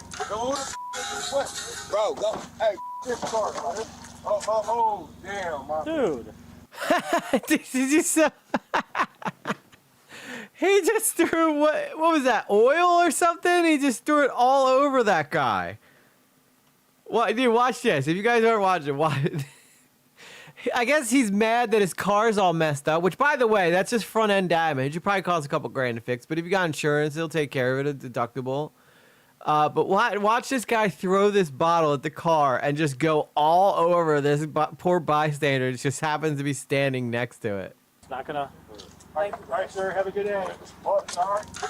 Wow, look at this, look. Bro, go. Hey, this car, man. Oh, they got it all over the lady. That was a lady. That was antifreeze? Dude, she was just walking by. What an idiot. He could get arrested for that. My God, dude, people have no common sense these days. None whatsoever. Like, we are so cooked as a society, man. So cooked. Oh, damn, mama. Dude. Oh, damn, mama, my bad. Dude, get the fuck off me. I would say the same thing. Don't try to give me a hug after you just smacked me in the face with antifreeze while I'm walking by, you jerk. Oh my God, Mark. I told you to calm down. No. Oh, he knows her. Is that his mom? You're alright, ma'am? Yeah, I'm you okay? That was his mom, dude. If I did that to my mom, I'd feel terrible. I'm gonna die like a cat now. Is it sweet? Right. Despite getting antifreeze in his mouth, the Cleveland officer still manages to have a sense of humor about the situation. What happened? Why is it all glittery? Because he threw the antifreeze bottle at the car, and it got all over that. I guess you can't arrest him now after, you know, like putting him in handcuffs on a warrant that doesn't exist anymore. I do. That's actually what I do on my Friday nights when I'm not here. All over his mom. Oh my God, dude. That was his mom. While this is happening, Commander McDonald has returned to the Sportsman, where he is otherwise occupied. Going back. You as bad as him. He's going back to look at the girl with the big old boobies. He's like, I got. Well, where's that girl at that says she knew how to suck? I want to talk to her again. Damn. Horrible. No. Where you about to go after this? McDonald, you know. I've been trying to clap you since Heritage. Ooh. She bad. I've been trying to clap you since Heritage. My God, dude. I'm moving to Cleveland. That's my little girl. Once again, initially, the incident... Yeah, I would not. Nope. I can't refer to women I'm trying to clap as my little girl. That crosses some lines there that I just don't feel comfortable with. Resolved without McDonald's possible involvement coming to light. However, it wouldn't stay that way for long. Eventually, an investigation began, and both McDonald and Mark explained their version of the night's events. That evening, Mark says he left a bar next to the Sportsman and was soon pulled over. Did he say anything over his loudspeaker? Yeah, he told me to cut the car off. McDonald's body cam was accessed and would prove integral in peeling back the truth. Recording.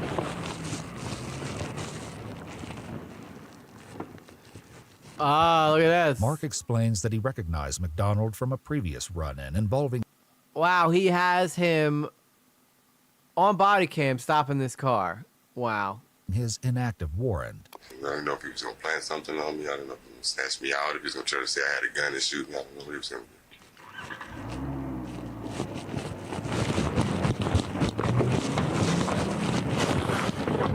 When interviewed, McDonald described what happened next. I really don't want to call it a chase because I didn't get to chase the man. His body... Second time he said that, you'd get a slap if you asked to clap someone in glass. Yeah, probably. Cam, on the other hand, would disagree.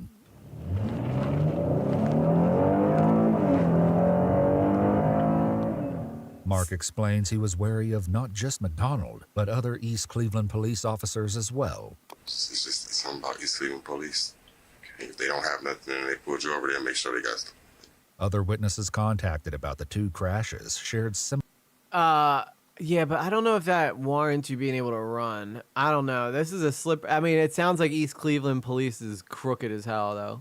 Similar concerns. I'm terrified of East Cleveland police. Like, I don't go through East Cleveland at all because just him, all the officers out there is kind of off a little bit. As for the chase on March 12, 2023, McDonald was adamant he What's up, never Cowboy saw fan? Mark crash. If I seen that vehicle crash, I would have been there.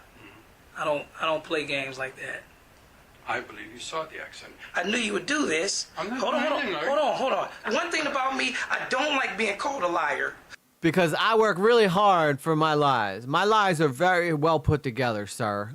I might lie a lot, but I don't like being called out on my lies.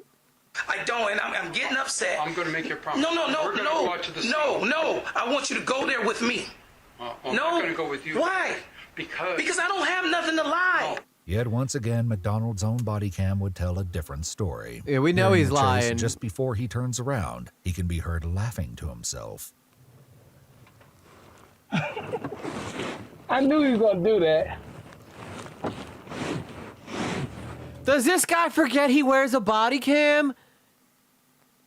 I guess East Cleveland's just desperate for police officers to hire this idiot. My God. I don't know where, his body cam's running, and he's acting like, his body cam's running, he's acting like he has no clue what's going on. Even though it's all on body cam. Combined with footage from a pole cam, which showed McDonald's exact location when Mark crashed, it's clear that his story isn't adding up. Oh my God, they got all different angles.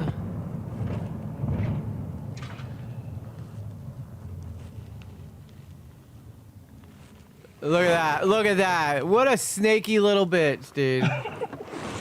I knew he was gonna do that. Dude, this got so much worse. You're so right. Yeah, this dude is a special kind. He a special kind of stupid.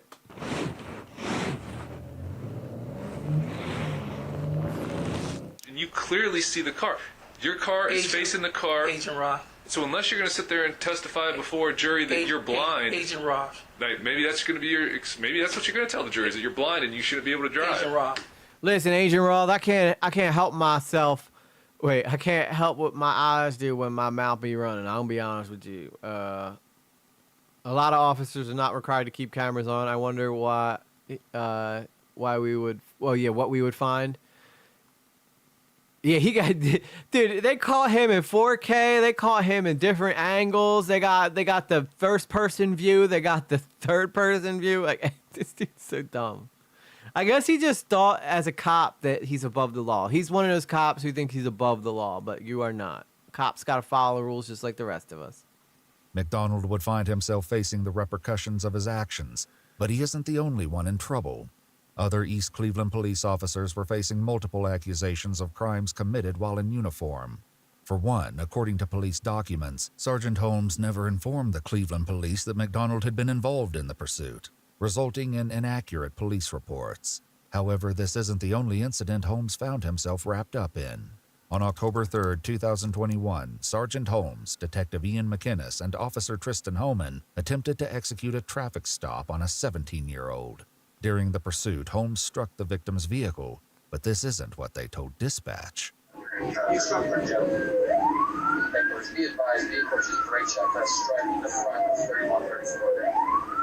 Holmes was confronted about this claim during the FBI. Okay, so this is the guy he was on the phone with about hiding the fact that he was pursuing that car. In the Cuyahoga County Prosecutor's Office's investigation. Am I right in my estimation here? You struck him. I believe he did. Yeah, sure. Okay. Anthony, I'm trying to be straight with you. I don't strike people on purpose. Like, okay. I believe he was about to turn and swerve and cut in front of us. Like, I don't do that. I understand. So, but that was your driver. I get what you're saying. I can see the viewpoint. It's like I did hit him on purpose. I'm not a rammer. But you rammed him then, right? Mm-hmm. Yeah, it makes a lot more sense now. Following this, the driver fled the vehicle, but soon after sat on the sidewalk with his hands up. Sergeant Holmes' body cam captures what happens next.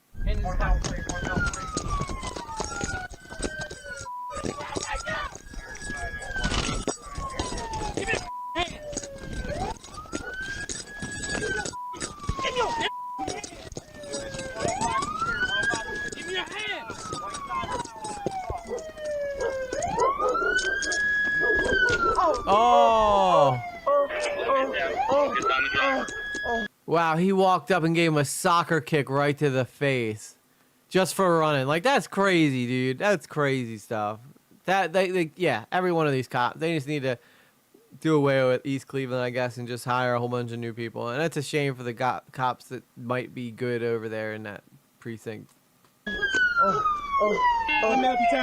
While Sergeant Holmes and Officer Holman are handcuffing the 17-year-old driver, who is face down, Detective Ian McInnes allegedly kicks him in the groin. He's a detective? The investigation would uncover multiple other incidents. Is it was worth throwing away your career just so you could kick someone in the face? That's insane, dude. Because it's hard to become a detective. It ain't easy. And you threw it away just so you could get a cheap kick on someone. Including one on February 25th, 2020, during another attempted traffic stop, this time on a 24-year-old. According to police documents, the driver also fled on foot before surrendering to officers.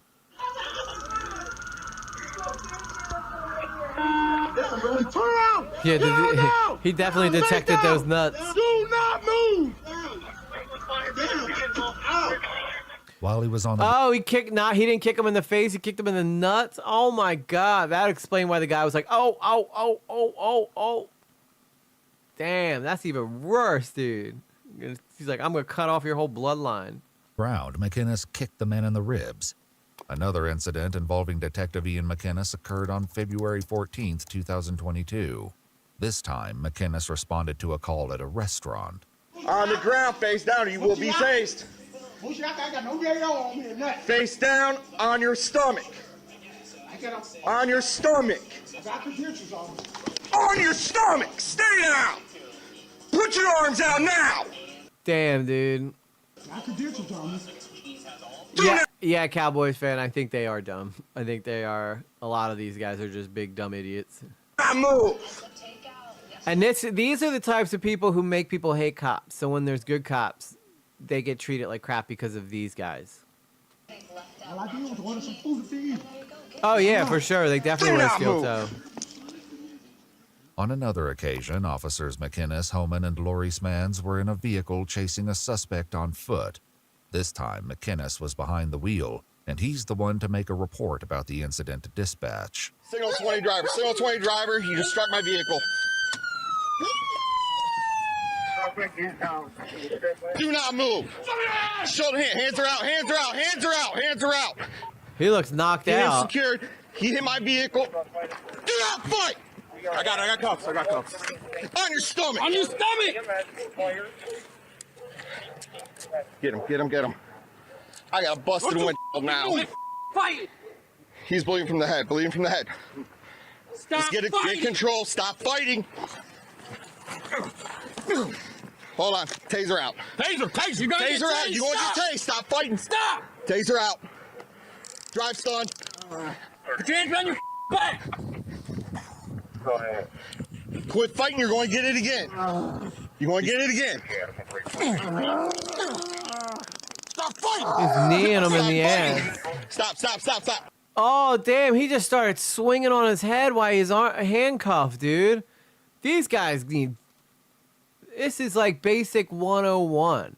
I don't understand. The guy's almost handcuffed already. What is the need to start swinging on him like you're Mike Tyson? Stop. Where did he drop the gun? Hey, lift that arm up. Try this one up. Stop resisting. Oh, right in the belly. You're going to get it again. Stop resisting. Stop. Give me your hand now! Stop resisting. You want to get it again.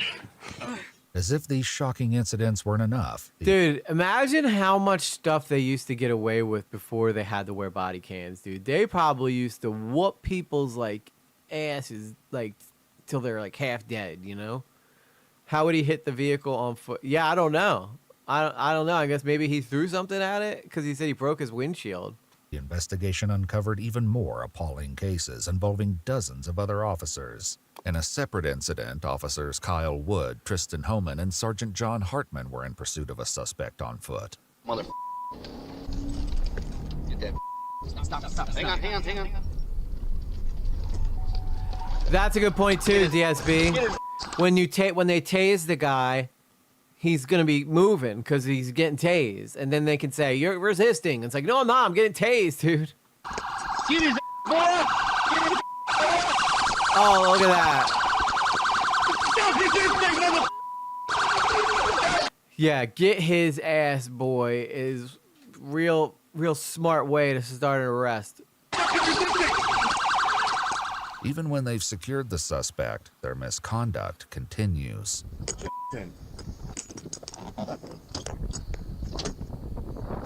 Headquarters. Why are they so, like, I get it, these guys are, you know, breaking laws, but that doesn't give you the right to be like their big brother and beat them up, you know? I feel like a lot of these guys had violent childhoods or something.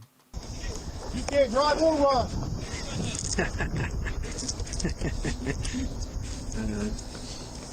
Nice little whooping. Other footage of a different occasion Yeah, nice little ass whooping, and then you get nice little firing from your job. shows alleged misconduct involving Officer Nicholas Foti. Damn, During a dude. separate arrest, it is Sergeant John Hartman who can be seen allegedly striking someone. Stand up.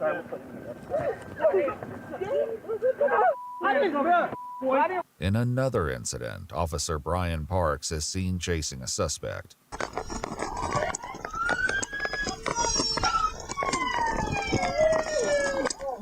Give me your hands!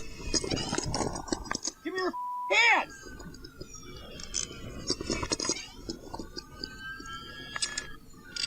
You know, tickling would work even better, I think. If the cops went up and just started tickling them, I think they would probably give up a lot faster. They love that taser. They love that taser. I'm sorry, you don't have to tase me again, guys. You don't have to tase me. Yeah, this is a good pick, DSB. Good job. Get up! You guys don't have to tase me. Shut up, get up. Why'd you guys tase me so many times? Why'd you run? Why wouldn't you give me your hands? I gave you my hands. Get up. That's like a thing I see so many times. Stop resisting. It gives, as long as they're yelling that, cops can do whatever they want to you and try to justify it. Yeah. Tickle, tickle, tickle. Stop tickling me. Okay, give up. Stop tickling. It would work way better than punching someone, I think.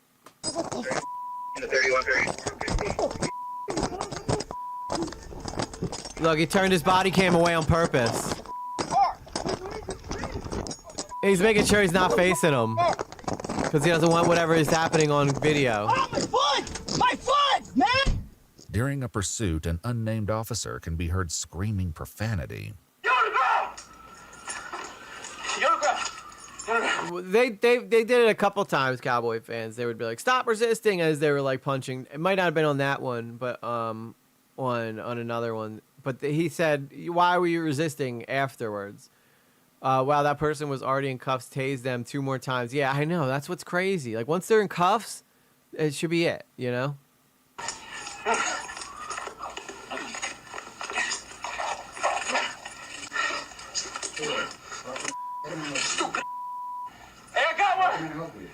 Now racist. Good stuff. Goes a good way for public relations.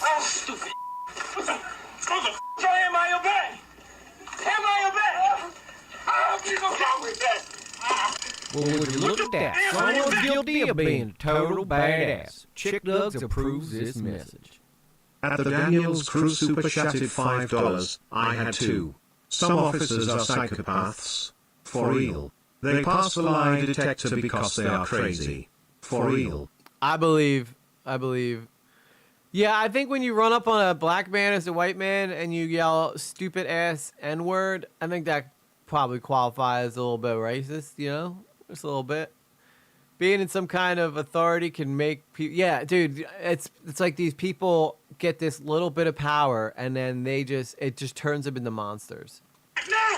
Thank you for the $5, by the way, Daniel's crew. Love you. Now stop donating. Not all of the instances of police misconduct in East Cleveland were as obvious. This footage, captured after a separate arrest, shows officers Tyler Munson and Brian Stoll handling evidence.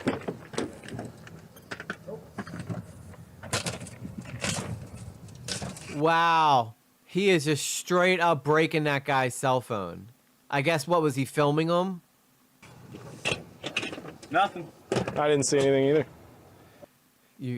Dude, just the sheer amount of evidence they have against this whole precinct is like nuts to me. Oh wait, you left the phone screen. Now the cops probably got to replace that. That's impressive. I'm surprised the battery hasn't exploded yet. I'm so sorry. Oh, that was my bad. Busted me in my lip, so He busted me in my lip, so I broke his cell phone. I heard the more money people give EG, the less he likes them. It's true. It's true. Took him to the floor. His phone must have been. Whose phone is that? Used to be his. That's his phone? I got mad and had this back. Not anymore. It used to be. Dispatcher Quintana, who can also be seen in the footage, was interviewed as part of the sweeping investigation. Like, I didn't know they were out there beating people up. I threw the meanest hook.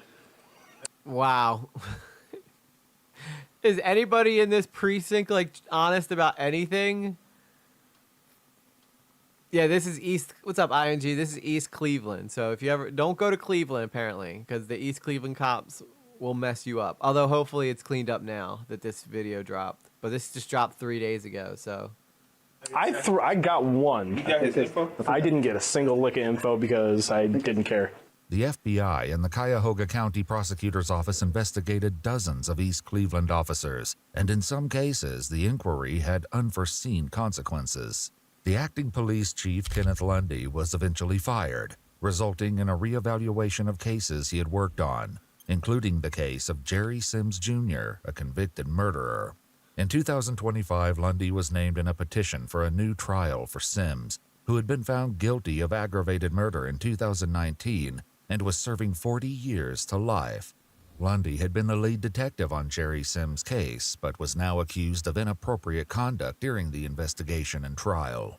According to the petition, Lundy used his position as a detective to initiate a manipulative and exploitative relationship with the key witness whose testimony resulted in Jerry Sims' conviction. That's wild. The witness now claimed Lundy pressured her into providing false testimony and then harassed and intimidated her.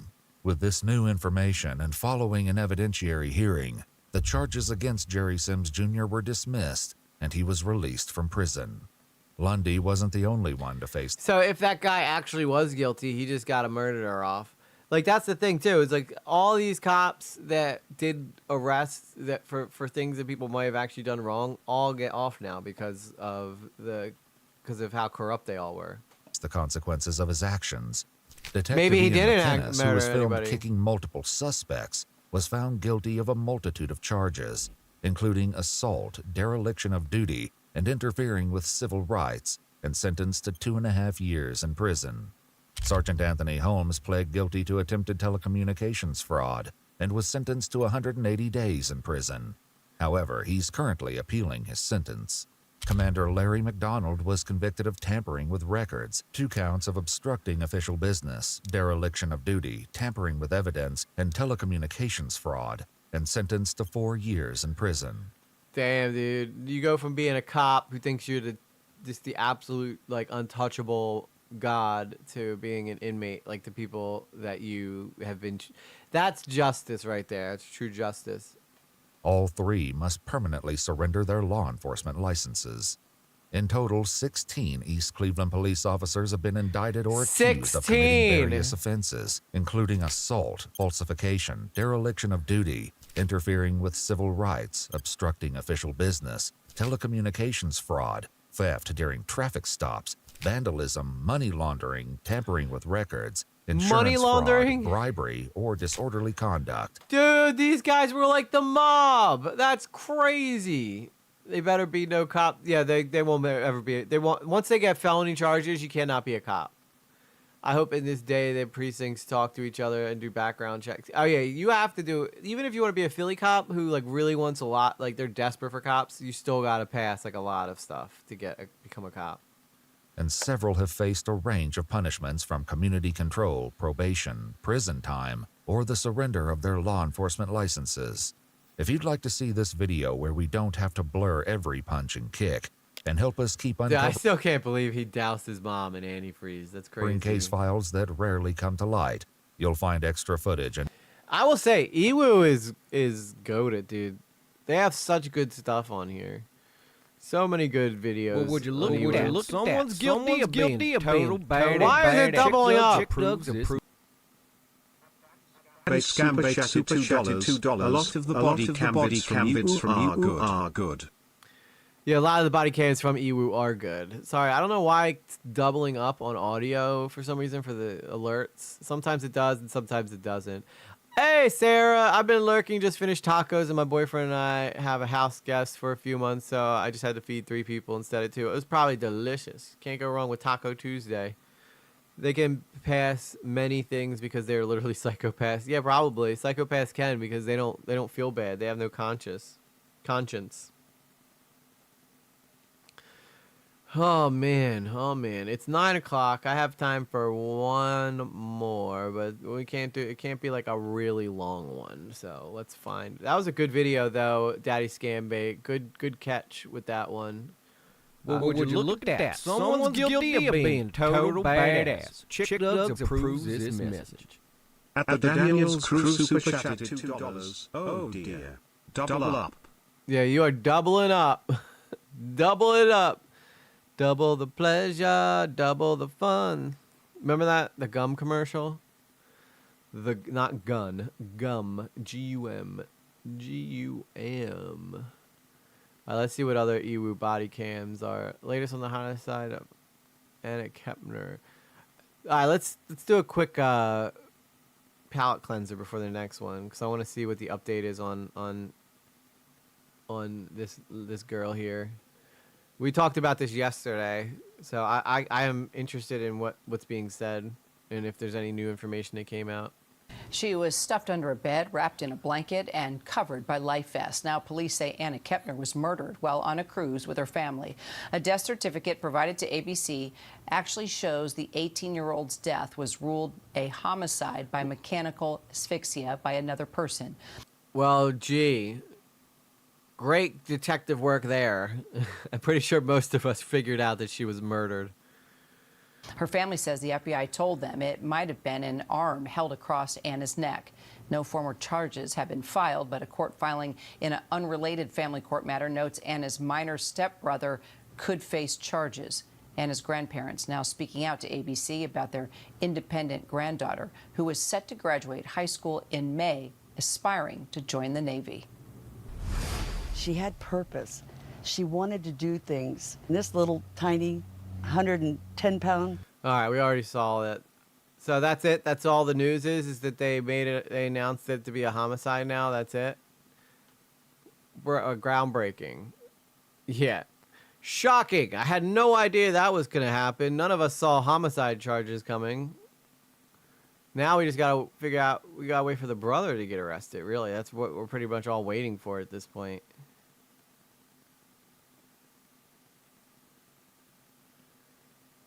So here's another good channel. I think it is Police Insider. So this one is moments after a body is found in this trainee cop, this trainee cop's house. So I don't really like the title here, but apparently this cop was, this person was training to be a cop, and they found a body in her house. I have not seen this yet, so if you guys have seen this, no spoilers. Let's find out what happened. The fug. What the fug?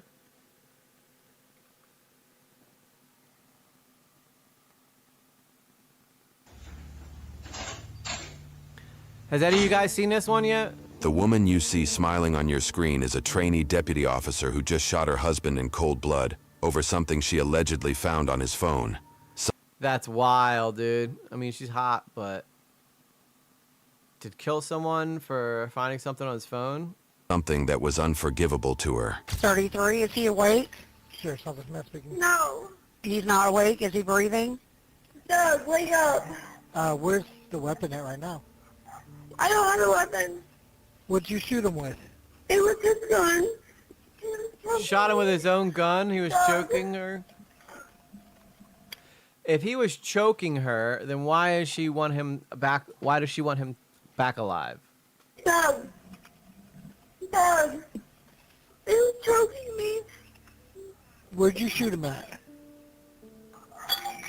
Doug. What's that? Where'd you... Where'd you shoot him at, lady? What's your name? What's your name, ma'am? I always wonder when people are crying in these situations if they're crying because they killed someone or if they're crying because they know their life's over. That's what I always wondered. Like, are they crying because they truly feel bad for the person they killed, or are they crying for themselves? This one's not Iwu. This is Police Insider. This is a different one. Hey there, is your gun secured? Good. Yes, it's secured. It's secured? 3912 circle, 3912 circle. Call is advised that Mr. Charter husband was choking her. We're still receiving all units in round acknowledge. That's us.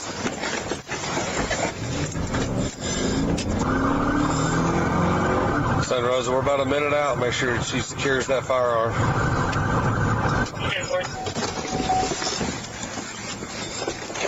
If we have contact with her, detain her, put her in the car. Yep.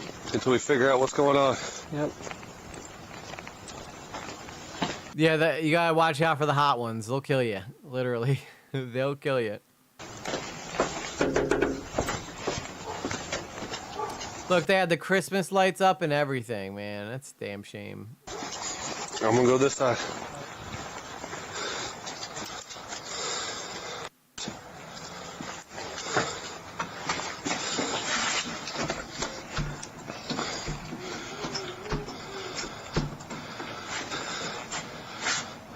Ma'am, can you open the door?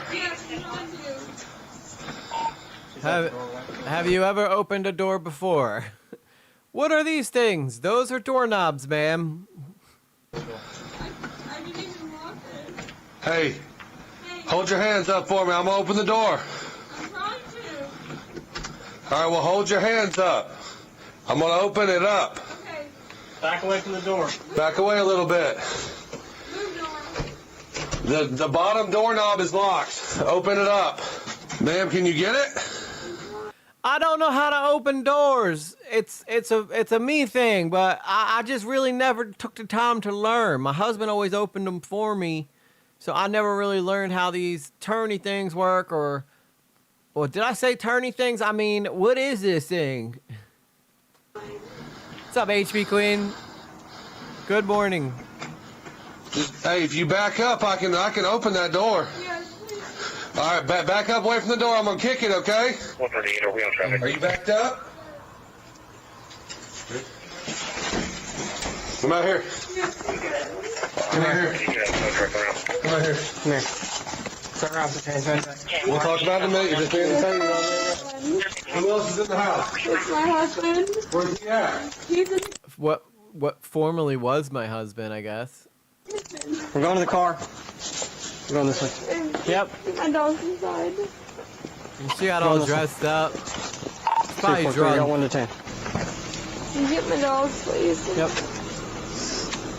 No firearms on you? No. Dude, okay, so take a look at this couple. They probably seemingly look like they had everything. A really nice house, dogs, you know, they're probably planning on getting married and, well, I guess they were married. They were probably planning on having kids. And one night, she kills him like that for what she found on his phone. My guess is he was probably cheating or something. I got one, no flag. Which is not okay, but not a death sentence. I'm bringing the AD. Are these your dogs, ma'am? Yes. Okay. What are their names? Nope. Nora? Okay. Do you have any weapons or any firearms on you? No. Okay.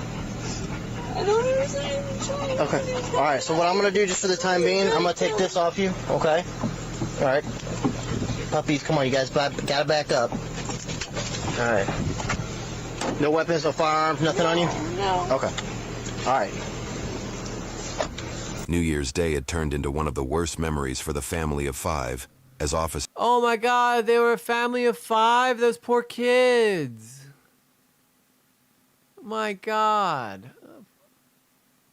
So they did have, like, they did look like they had everything. found 33-year-old Douglas lying on a bloody kitchen floor with He was a handsome guy too, man. That's a damn shame. almost no sign of life. He had multiple gunshot wounds, but only one bullet had been fired by 32-year-old Chloe.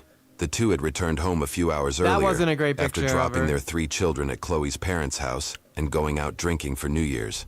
But what led a couple who seemed absolutely in love to end up in a situation where one would shoot the other without remorse is a question we're soon going to find the answer to. If you could notify major crimes, crime scene police. Let's try to get them dogs in the bedroom. I always wondered how, like, all the narrators on these videos all sound the same. They all have this dark, raspy voice, and it seems like they are trying to sell you something, making it very ominous. Why did this couple who seemed totally in love find a way to murder each other? Like, they all sound so similar. I wonder if it's the same guy working for all these different channels, like the Ewu guy. Well, no, the Ewu guy sounds differently. If I get emmed by a female, I require that she be a hot as fuck. Yeah, I agree. If you're gonna get killed by a woman, she better be hot. You don't be getting killed by no 5 or 6s. I'm sure a lot of the girls are like, I'm going to kill you just for saying that. I thought I was trying to do, she had an Apple Watch on her. She was dicking around with it, so I took it off and I put it on top of the car. Come here, puppy. Come on, baby. Let's go back here. Come on. Hello, doggy. Okay. Bedroom or backyard? Puppies. He's inside. I don't know if it's 1 or 2 gunshot wounds. I've already done some kind of occlusive dressing in the back. I don't know if he's going to make it or not. I've got no pulse that I can find. AD's been hooked up for a while now. No. She's in the car. I got you. So you're going to take it in? Okay. Hey, over here. Back here. Can you imagine being one of these people's neighbors? This looks like a really nice, quiet neighborhood, and then you just have thousands of cops outside. Don't get in that seat. Hey, get out. Come on. Here. Aww. Come on. The dog thinks he's going for a ride. Poor dog. Fine. You want that seat? You can have that seat. Ma'am, somebody will be with you to talk to you in a minute, okay? Just hang tight for me. If you need anything, there'll be people walking back and forth. Come on, I need somebody to come with me. Come on, bud. Come on, let's go. Come on. I know, hopefully. That dog always dreamed of being a police dog. Chris Watts seemed to have it all too. Yeah, that's true. He had it all, and he wanted more. That seems to be the case with a lot of these guys. Well, this is the reverse of that, though. So it would be like if Shanann killed Chris Watts, for finding out that he was dating Nicole Kessinger or something like that. So if that was the case, a lot of people would feel sympathy for Chris. But that's not what went down. Chris Watts got we should do that one night. Go over the Chris Watts thing, because that's another idiot right there. He was probably, because there's nothing I love more than stupid criminals. They're so much fun to talk about. Come on. Let's go. Good boy. Oh, go puppy, go. Come on. Good boy. Good boy. The best boys. Check to make sure she doesn't have it, because usually a phone has to be associated with that. Do you have any phones or anything else on you besides that watch? You don't have a phone on you at all? No. Okay. Alrighty. She flipped. Hey, she got her handcuffs from the back to the front. I have but one question. She just made a statement that her dad's on the way. Ma'am? Are there any kids in the house? No. Okay, we just saw the kids' toys in one day. I want to make sure everybody was okay. My kids, but they're not home right now. Okay, they're not home? Okay. My dad's gonna be here. Are they with your parents? Yeah, my dad's gonna be here soon. Oh my God! So the kids go with, "Hey Fabiola, I was once put in the cop car for allegedly chasing a meth head with a chainsaw." I gotta hear that story one day. Imagine that your kids go over your grandparents for one night and you find out your mom shot your dad. Dude, that's gotta. These kids are already in for a rough time. But maybe they're better off with the grandparents. It doesn't seem like that was a safe place for them. Okay. Welch was grabbing his AED out of the back of the car. Walk in there, saw Mason giving him CPR. They start getting AED ready. Mason has said we need to clear the house, so I cleared the house. Made sure everything was secure, all the rooms were cleared. No one else in there? No one else in there. Nope. I got the dogs corralled up, threw them in the backyard. The back door's locked. All points of entries are locked except for this one. I believe Chloe you. told dispatch that Doug had tried to choke her after they got into an argument, but officers didn't find any injury marks on her whatsoever. Police even discovered droplets of blood on the east wall of the living room leading into the kitchen, revealing that Doug had been alive for a while and had walked to the kitchen before collapsing on the floor. When asked who brought the gun into the argument, Chloe said she couldn't recall as she... Because it was her and she was drunk. Oh my God, dude. I don't guess she probably wouldn't have done this if she was sober. was drunk, but remembered calling her father to tell him she had shot Doug. One of the key witnesses to their escalating fight was the Uber driver who had dropped them off just 20 minutes before the shooting, and he was about to give detectives some crucial clues about what the couple had been arguing about in the cab. So he was threatening you? Where did that take place at? At some point you were saying he went and got the gun and brought it out? So at the time that you actually shot him? Yeah, right now they're trying to establish if she planned this or if this was a spur of the moment thing. Because now you're talking about first-degree murder versus, a crime of passion. What was he doing and what were you doing? And he was actually strangling you?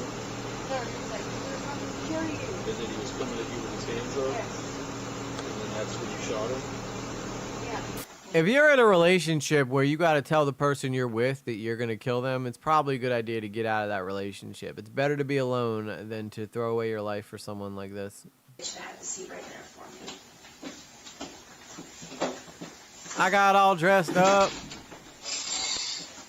I'm a whole different person after 6 p.m. Good morning. Before we get started, I know this has already been read to you. I need an attorney. Okay. All right. No, Zach, honestly, I'm so drunk right now, I don't even remember what happened. Okay. I know that he said he was going to kill me, and that was about all I remember. Okay. Let me go grab the deputy real quick, and That was her dad saying, don't say anything, just say you want an attorney. That was 100% her dad telling her that. we will get you out there to the jail or back to the house, okay? Yeah.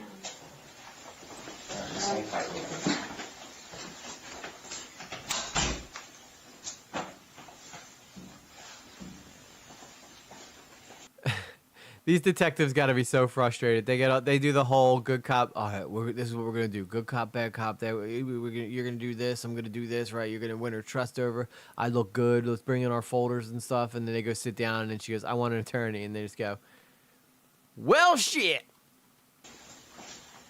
I'm going to be standing right outside the store. If you need anything, let me know, okay? That guy was like, "Dang it! I was so excited to do this interrogation. Now I just have to sit out here and see if she wants water."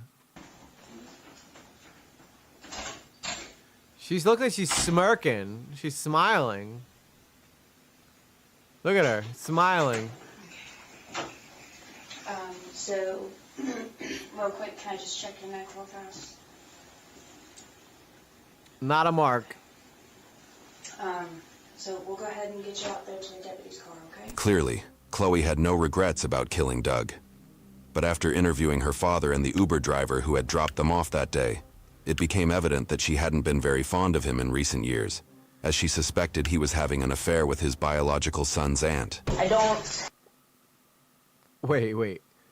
He was having an affair with his biological son's aunt, so the sister... So he was having an affair with... So, okay, it was either his sister, which I don't think it was, or I guess it was the sister of his baby mama. Jeez, this story just gets wilder every second. Yeah, I think she's satisfied. I think she's happy she killed him. Yeah, that's great. That's some yeehaw Arkansas shit right there. Have a whole lot of answers. There's not a whole lot I can tell you right now as well. Is Doug dead or alive? I can't say. You can't say if he's dead or alive? Not right now, no. Is he in a hospital? No. Well, then she just pretty much said Doug's dead.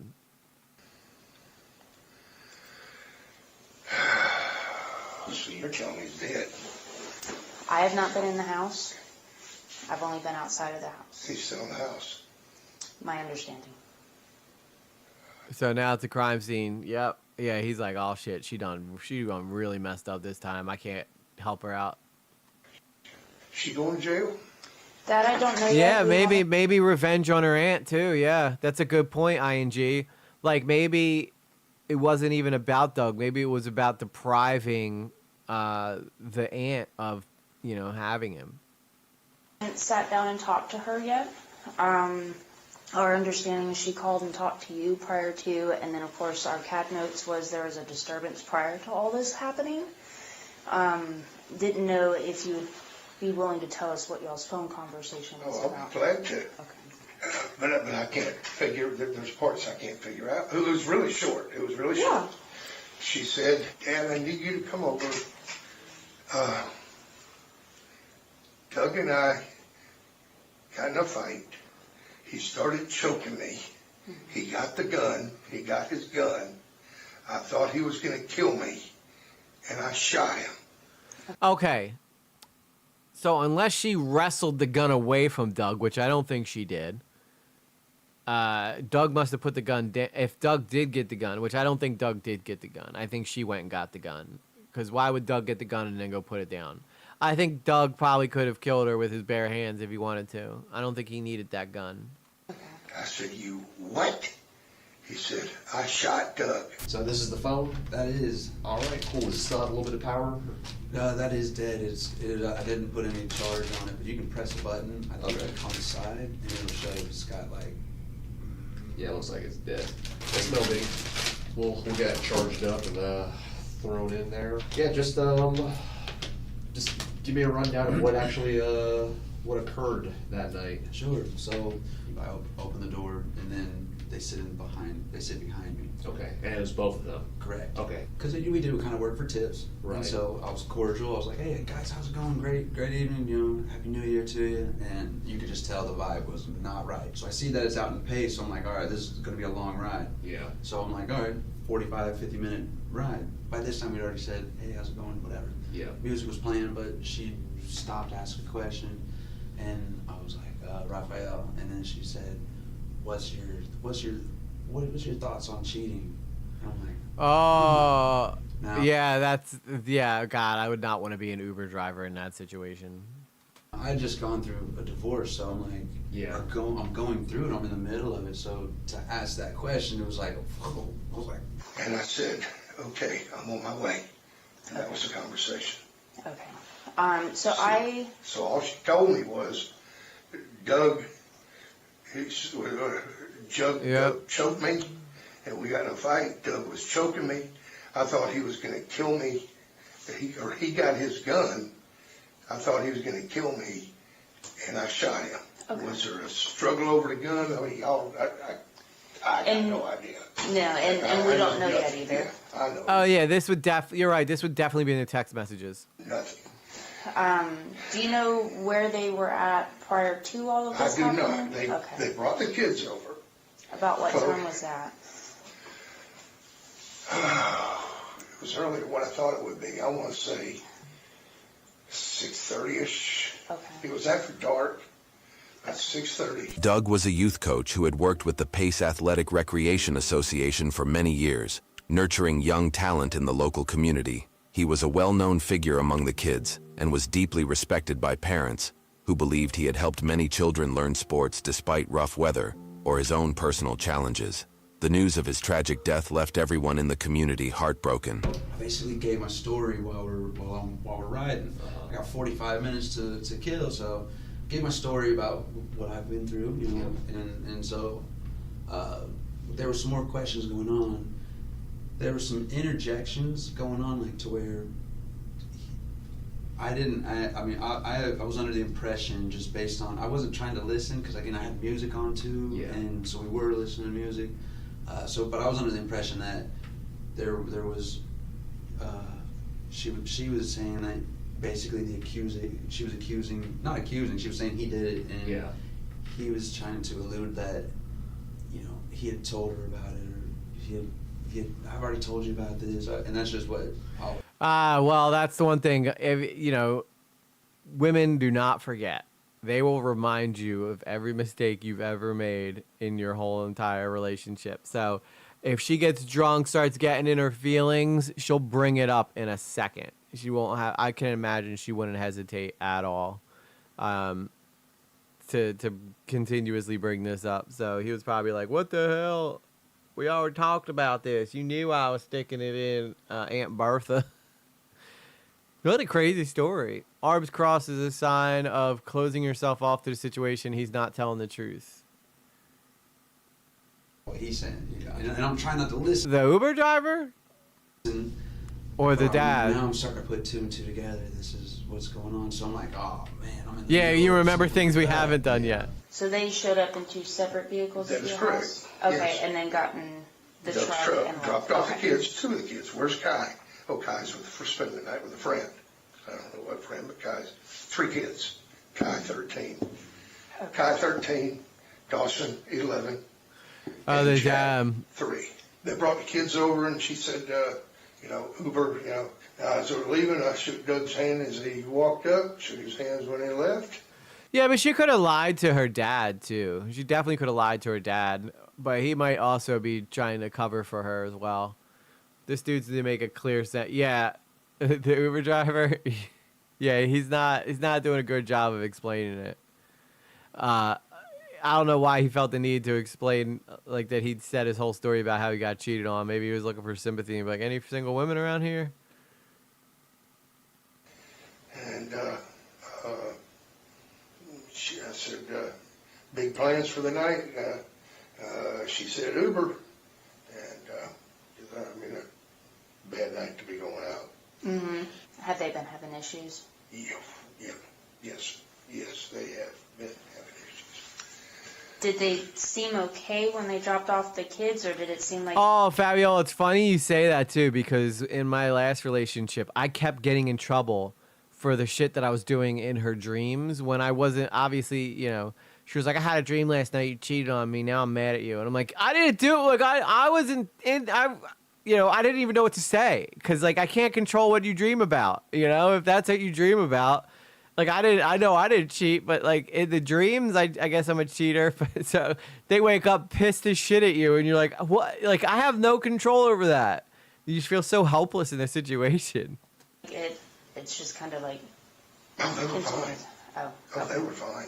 They were, it's me. Yeah, see, you're not the only person. People get mad at people who do stuff in dreams. Doug was separated from Stephanie.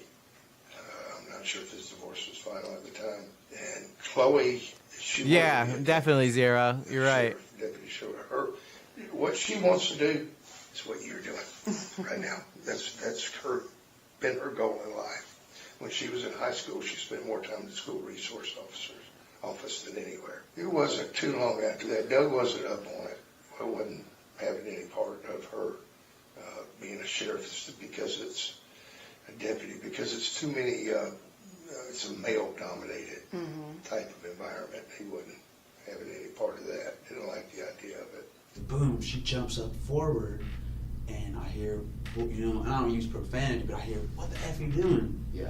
And it was like, I hear, shut up, leave me alone, get away from me. And I was like, whoa. So I'm driving, and I'm like, she jumps forward, and now she's making her way to my front seat. And I'm hearing that, and I'm just like, okay. Because, you know, I asked, what did you want to hear? Because, I mean, when she jumped to the front, I'm seeing that boom.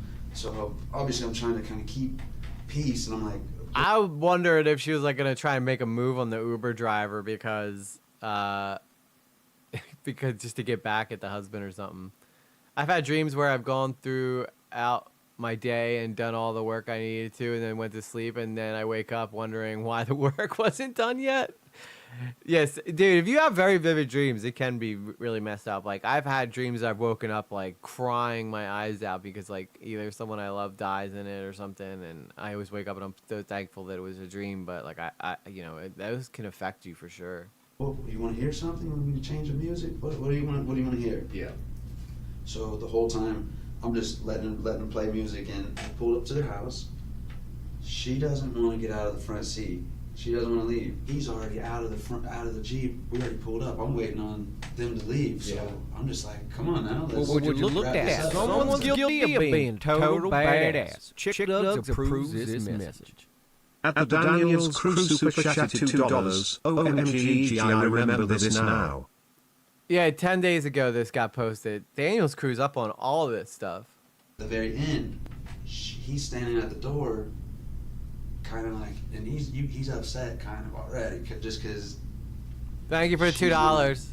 She wanted to finish the conversation ultimately about what we were discussing, and I was like, okay. The music was still on. I was like, look, when it's all said and done, it's the end of my night. I was like, look, y'all need to patch things up, whatever.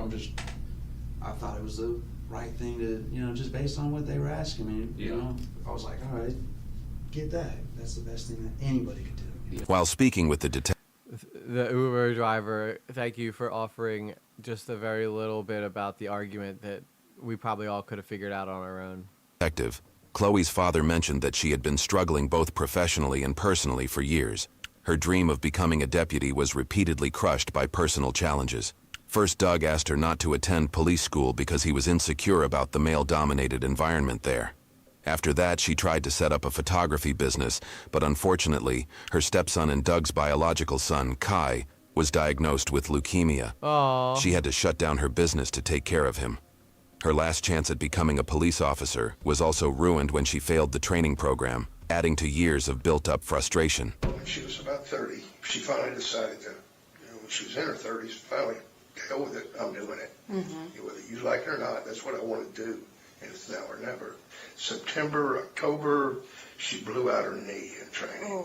Blew out her knee. She tore an ACL and something else. She had to have knee surgery, and of course she couldn't do her physical training as she was recovering.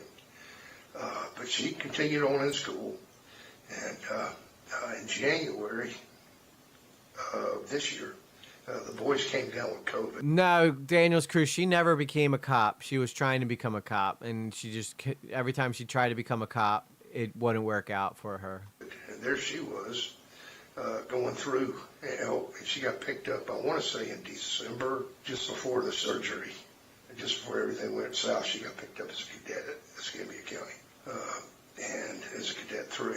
I mean, God help her. I mean, January, she had COVID, 2 kids having COVID. She was going to school, going to physical therapy 2 days a week. Anybody else would have quit, but not Chloe. She didn't quit. You know, it's like, I can't do this no more. You know, legs in a brace. I don't know, Dad. I'd probably consider her shooting her husband as her quitting. She stuck with it. She graduated in April. Do you have some out in your car? Yes, ma'am. Okay. I need a cigarette. Oh, no doubt she's the problem. She started. Happy Thanksgiving to you, Tina. So she started to kind of look for something, and thank you for hanging out, Tina. He was. I'm waiting. Come on, we have everything. You wait. He was hurrying her up, because again, it is towards the end of the evening. Yeah. He had already. It was on his phone, the Uber. So she was like, "No, give him a tip. Make sure he gets a tip." And so now I'm staying quiet because I'm like, okay, you know, I did work for tips. At the very end, towards the very end, she was like, "Look, I know you weren't allowed to tip Uber drivers. Whenever I offer an Uber driver a tip, they tell me they don't take tips. This guy doesn't seem like he knows the Uber rules, because I think they're not supposed to ask for tips when you're an Uber driver. You could tip them, sure, but I don't think you're allowed to ask for them. Make sure you tip. And I don't think he works for tips, right? Uber drivers get paid like per distance and gas mileage or something like that, I think. And he was like, he got a little angry that she was asking to tip me. Yeah. And he was like, I already did it. And she's like, give him a tip. And he's like, well, I did it through the app. Come on, let's go. The worst part is that Chloe's belief that Doug was... So this is the woman that he was having an affair with. So, looks like Doug had some of his own problems. Well, would you look at that? Someone's guilty of being total badass. Chick Doug approves this message. At the Daniels Crew Super Chat $2, I told you, EG. You're not supposed to tell me. That's the problem. You're not supposed... I know you know, okay? You probably have seen this. I know you've seen it and you know what happens. Through the app, you can tip. That's what okay, yeah, so you could probably tip through the app, yeah. was cheating on her stemmed from mere I do remember you can tip through the app. Suspicion, with no solid evidence to support it. Her decision to kill Doug appeared to be an impulsive act, driven by years of built-up anger and hatred toward him. Chloe, Doug is... Wait, so she had no proof that he was even cheating? Always been very possessive of Chloe. Okay. But like I told Doug, and I've told him several times, so Chloe she despises any Yeah, cheaters. sorry, I don't know why that She echoes. despises cheaters. I told Doug many times, well, you don't worry about that. I'm like, listen. By the way, I hate that little zzz thing that these stupid cameras do, because it's so loud and it hurts my ears every time. Find a potty cam videos did. Yeah, there you go. We'll have to find one that she hasn't seen. Doug, one thing you ain't got to worry about is Chloe cheating on you. That's one thing you ain't got to worry about. That will never happen. But anyway, when he finally came home, she was pretty upset because she got a hold of his phone, which she had never done before. But let's just say there had been a lot of communication between Doug and Kim. And Kim is no relation to you guys? No, I don't even know who she is. I couldn't pick her out of a crowd of two. Okay. I don't know who she is. She is Kai's aunt. Now, I don't think that it's Stephanie's sister.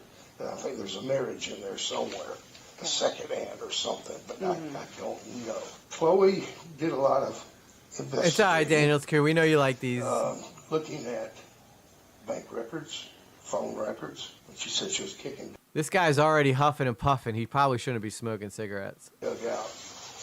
And I'm like, because I told her,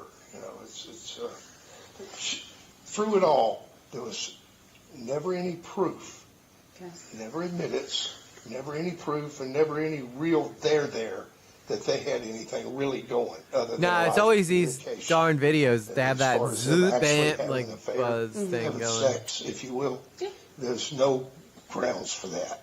And so I go home, go to sleep. I wake up, and Uber's still buzzing, so I jump in and start doing Uber probably about 6:30, 7 o'clock. Pick up a few people, and then one guest says, hey, you got a cell phone here. And I'm like, whoa, okay, I picked up a couple people, let's see whose it is. I can't see whose it is, but it's probably about 8 in the morning, 8, 9 in the morning. So I look at it, I'm like, oh, I see the on the lock screen, it has her, it was hers, so I was like, oh, okay, let me try to, surely they're gonna call. You know, because it was locked. I couldn't unlock it or anything like that. But you were able to see like who'd been texting or whatever. Above, the notifications. Correct. So there was only a couple names like Aunt Peggy or something. I can't remember the name, but it was like Aunt someone. And let's see, there was another one. There was a guy that I couldn't. There was a gentleman that I saw in there, and he was a sheriff's office guy. So I was like, oh. Saw who it was, and I typed the name into Facebook, and I saw it was the same one. So for my personal account, I took a picture of the phone on my lap, and I was like, boom. Well, would you look at that? Someone's guilty of being total badass. Chick Doug approves this message. He Daddy does. Scambait super chatted $5. Will the owner of a white Chevy Cavalier license plate number A6H2E9 please move or your vehicle will be towed? Thank you.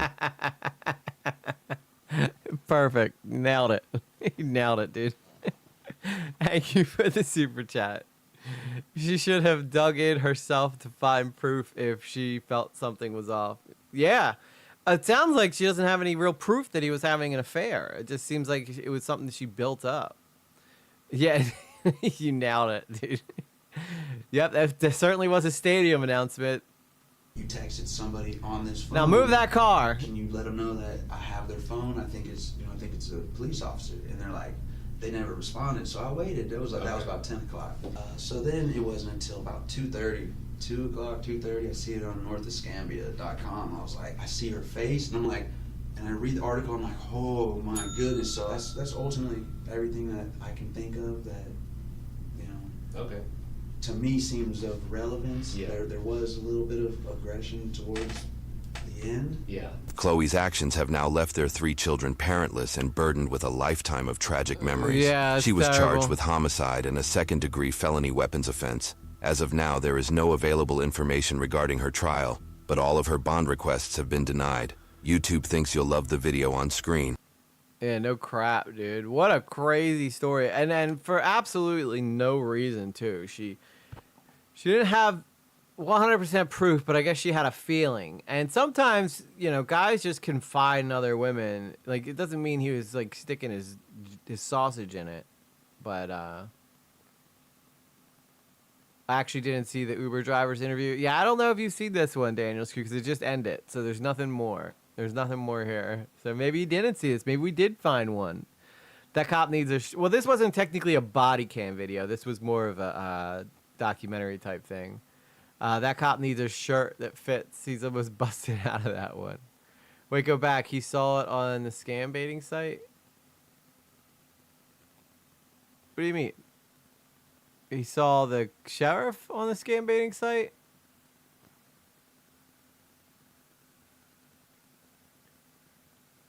Hang on. It was about 10 o'clock. So then it wasn't until about 2:30. 2 o'clock, 2:30, I see it on northofscambia. Oh, northofscambia.com, not Scambaiter. Okay, I can see how you got that confused, though. That would be wild, though. EJ, I thought she didn't make it to an officer. She did. She got cadet. She was a cadet. I don't think that she was ever... she was training to be an officer. I don't think she ever actually became one. Uber driver was hoping for... yeah. He was like, oh, shit, that's her phone. She was being very friendly with me last night. I bet you she might be willing to give it up. I'm heartbroken. She's heartbroken. Maybe I could be her little... she thinks he's cheating. Maybe she's looking to cheat, too. At that point, I don't think the husband even would have cared, because he seemed... But, I mean, he had bigger problems coming his way. But for these poor kids, though, really at the end of the day, that's who's really the victim in all this is Doug and these kids, because they lost both their parents at the same time. That's what these people don't get, right? She killed Doug out of, I don't know whether it was jealousy and frustration of what's going on in her own life, and Doug was probably the breadwinner and was taking care of everything. So she probably felt like he, was in charge of her. So she ended up killing him. But when she did that, not only... Well, would you look at that? Someone's guilty of being a total badass. Chick Nugs approves this message. At the Daniels Crew super chatted $5. No, I did. She was an officer who got moved a few times because she caused issues. Okay, well, I didn't see anything in there like that about this. I only saw that she was trying to become an officer and she got to cadet, and that's it. But she never actually got, because that's why it says this training cop. Like, it would have said cop's house if she had actually did it. But yeah, at the end of the day, it doesn't matter whether she was a cop or not.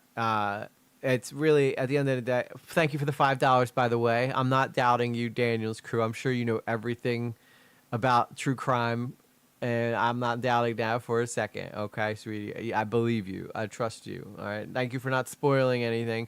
Although you did try to spoil something that just didn't happen in the video. Maybe it's in a different one, because all these body cam police sites all do these stories. So I wouldn't be shocked if maybe you just saw a different version of it. But again, yeah, you know, these poor kids. And that's really all I gotta say is, like, these poor kids. Like, she didn't think this through, killed her husband. Now she's going to jail forever. The kids are gonna grow up with, you know, the grandparents now raising them. This also puts a lot of burden on the grandparents now, because now the grandparents are parents again, because now they got to raise all their kids because the daughter, like, she did not think any of this through. She just wanted him to suffer. And if he was having an affair, she wanted whoever he was having an affair with to suffer, which, you know, people are messed up, man. People are messed up. So, epic fail. No wonder she turned into a murderer. Nothing more to aspire to. Yeah, she only wanted to become a cop, and she couldn't become a cop. I am not questioning your authority, okay? I'm not. Hands up, don't shoot. Hands up, don't shoot. But I think that's where we're going to wrap things up tonight, guys. True Crime Tuesday was a success. 2 good stories back to back. 2 different YouTube channels, so I'm not just stealing all Ewu's content. But I think we do a very good job of adding fair use and a lot of commentary to it. And as many of you guys said, just absolutely heartbreaking. Thank you guys so much who stuck around for this whole stream. Thank you so much to the super chatters, Daddy Scam Bait, obviously Daniel's crew. Thank you guys so much for all the support that you guys give to this channel. It means the world to me. And with whoever has the white Cavalier, you got to move that car, okay? You heard the announcement. You heard the announcement. You got to move it. But with that said, guys, I'll probably be back here tomorrow. We can raid K-Huck, okay? Well, you've been asking me every single time. So we'll raid. You got me before I signed off today. So we'll raid K-Huck. Go over, say hello to K-Huck, guys. When's K-Huck gonna raid me? That's what I want to know. When's she gonna raid me? When's she gonna send her people over here? I feel like it's a one-way. This is a one-way communication here. All right, Sarah. Hang on. Let me. I gotta remember how to do this. Okay. I always forget how to frickin' do this.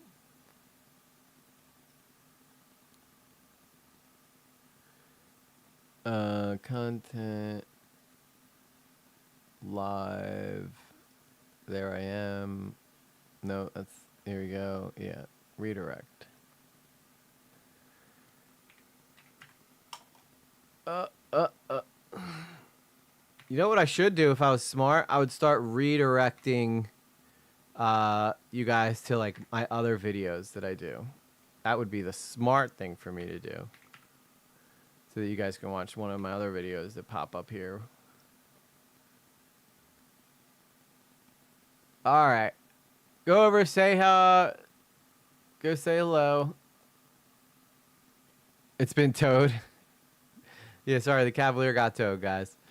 All right, with that said, guys, I think you guys should be redirected over there. Go say hello to K-Huck, and I'll see you guys tomorrow. Looking forward to it. Peace.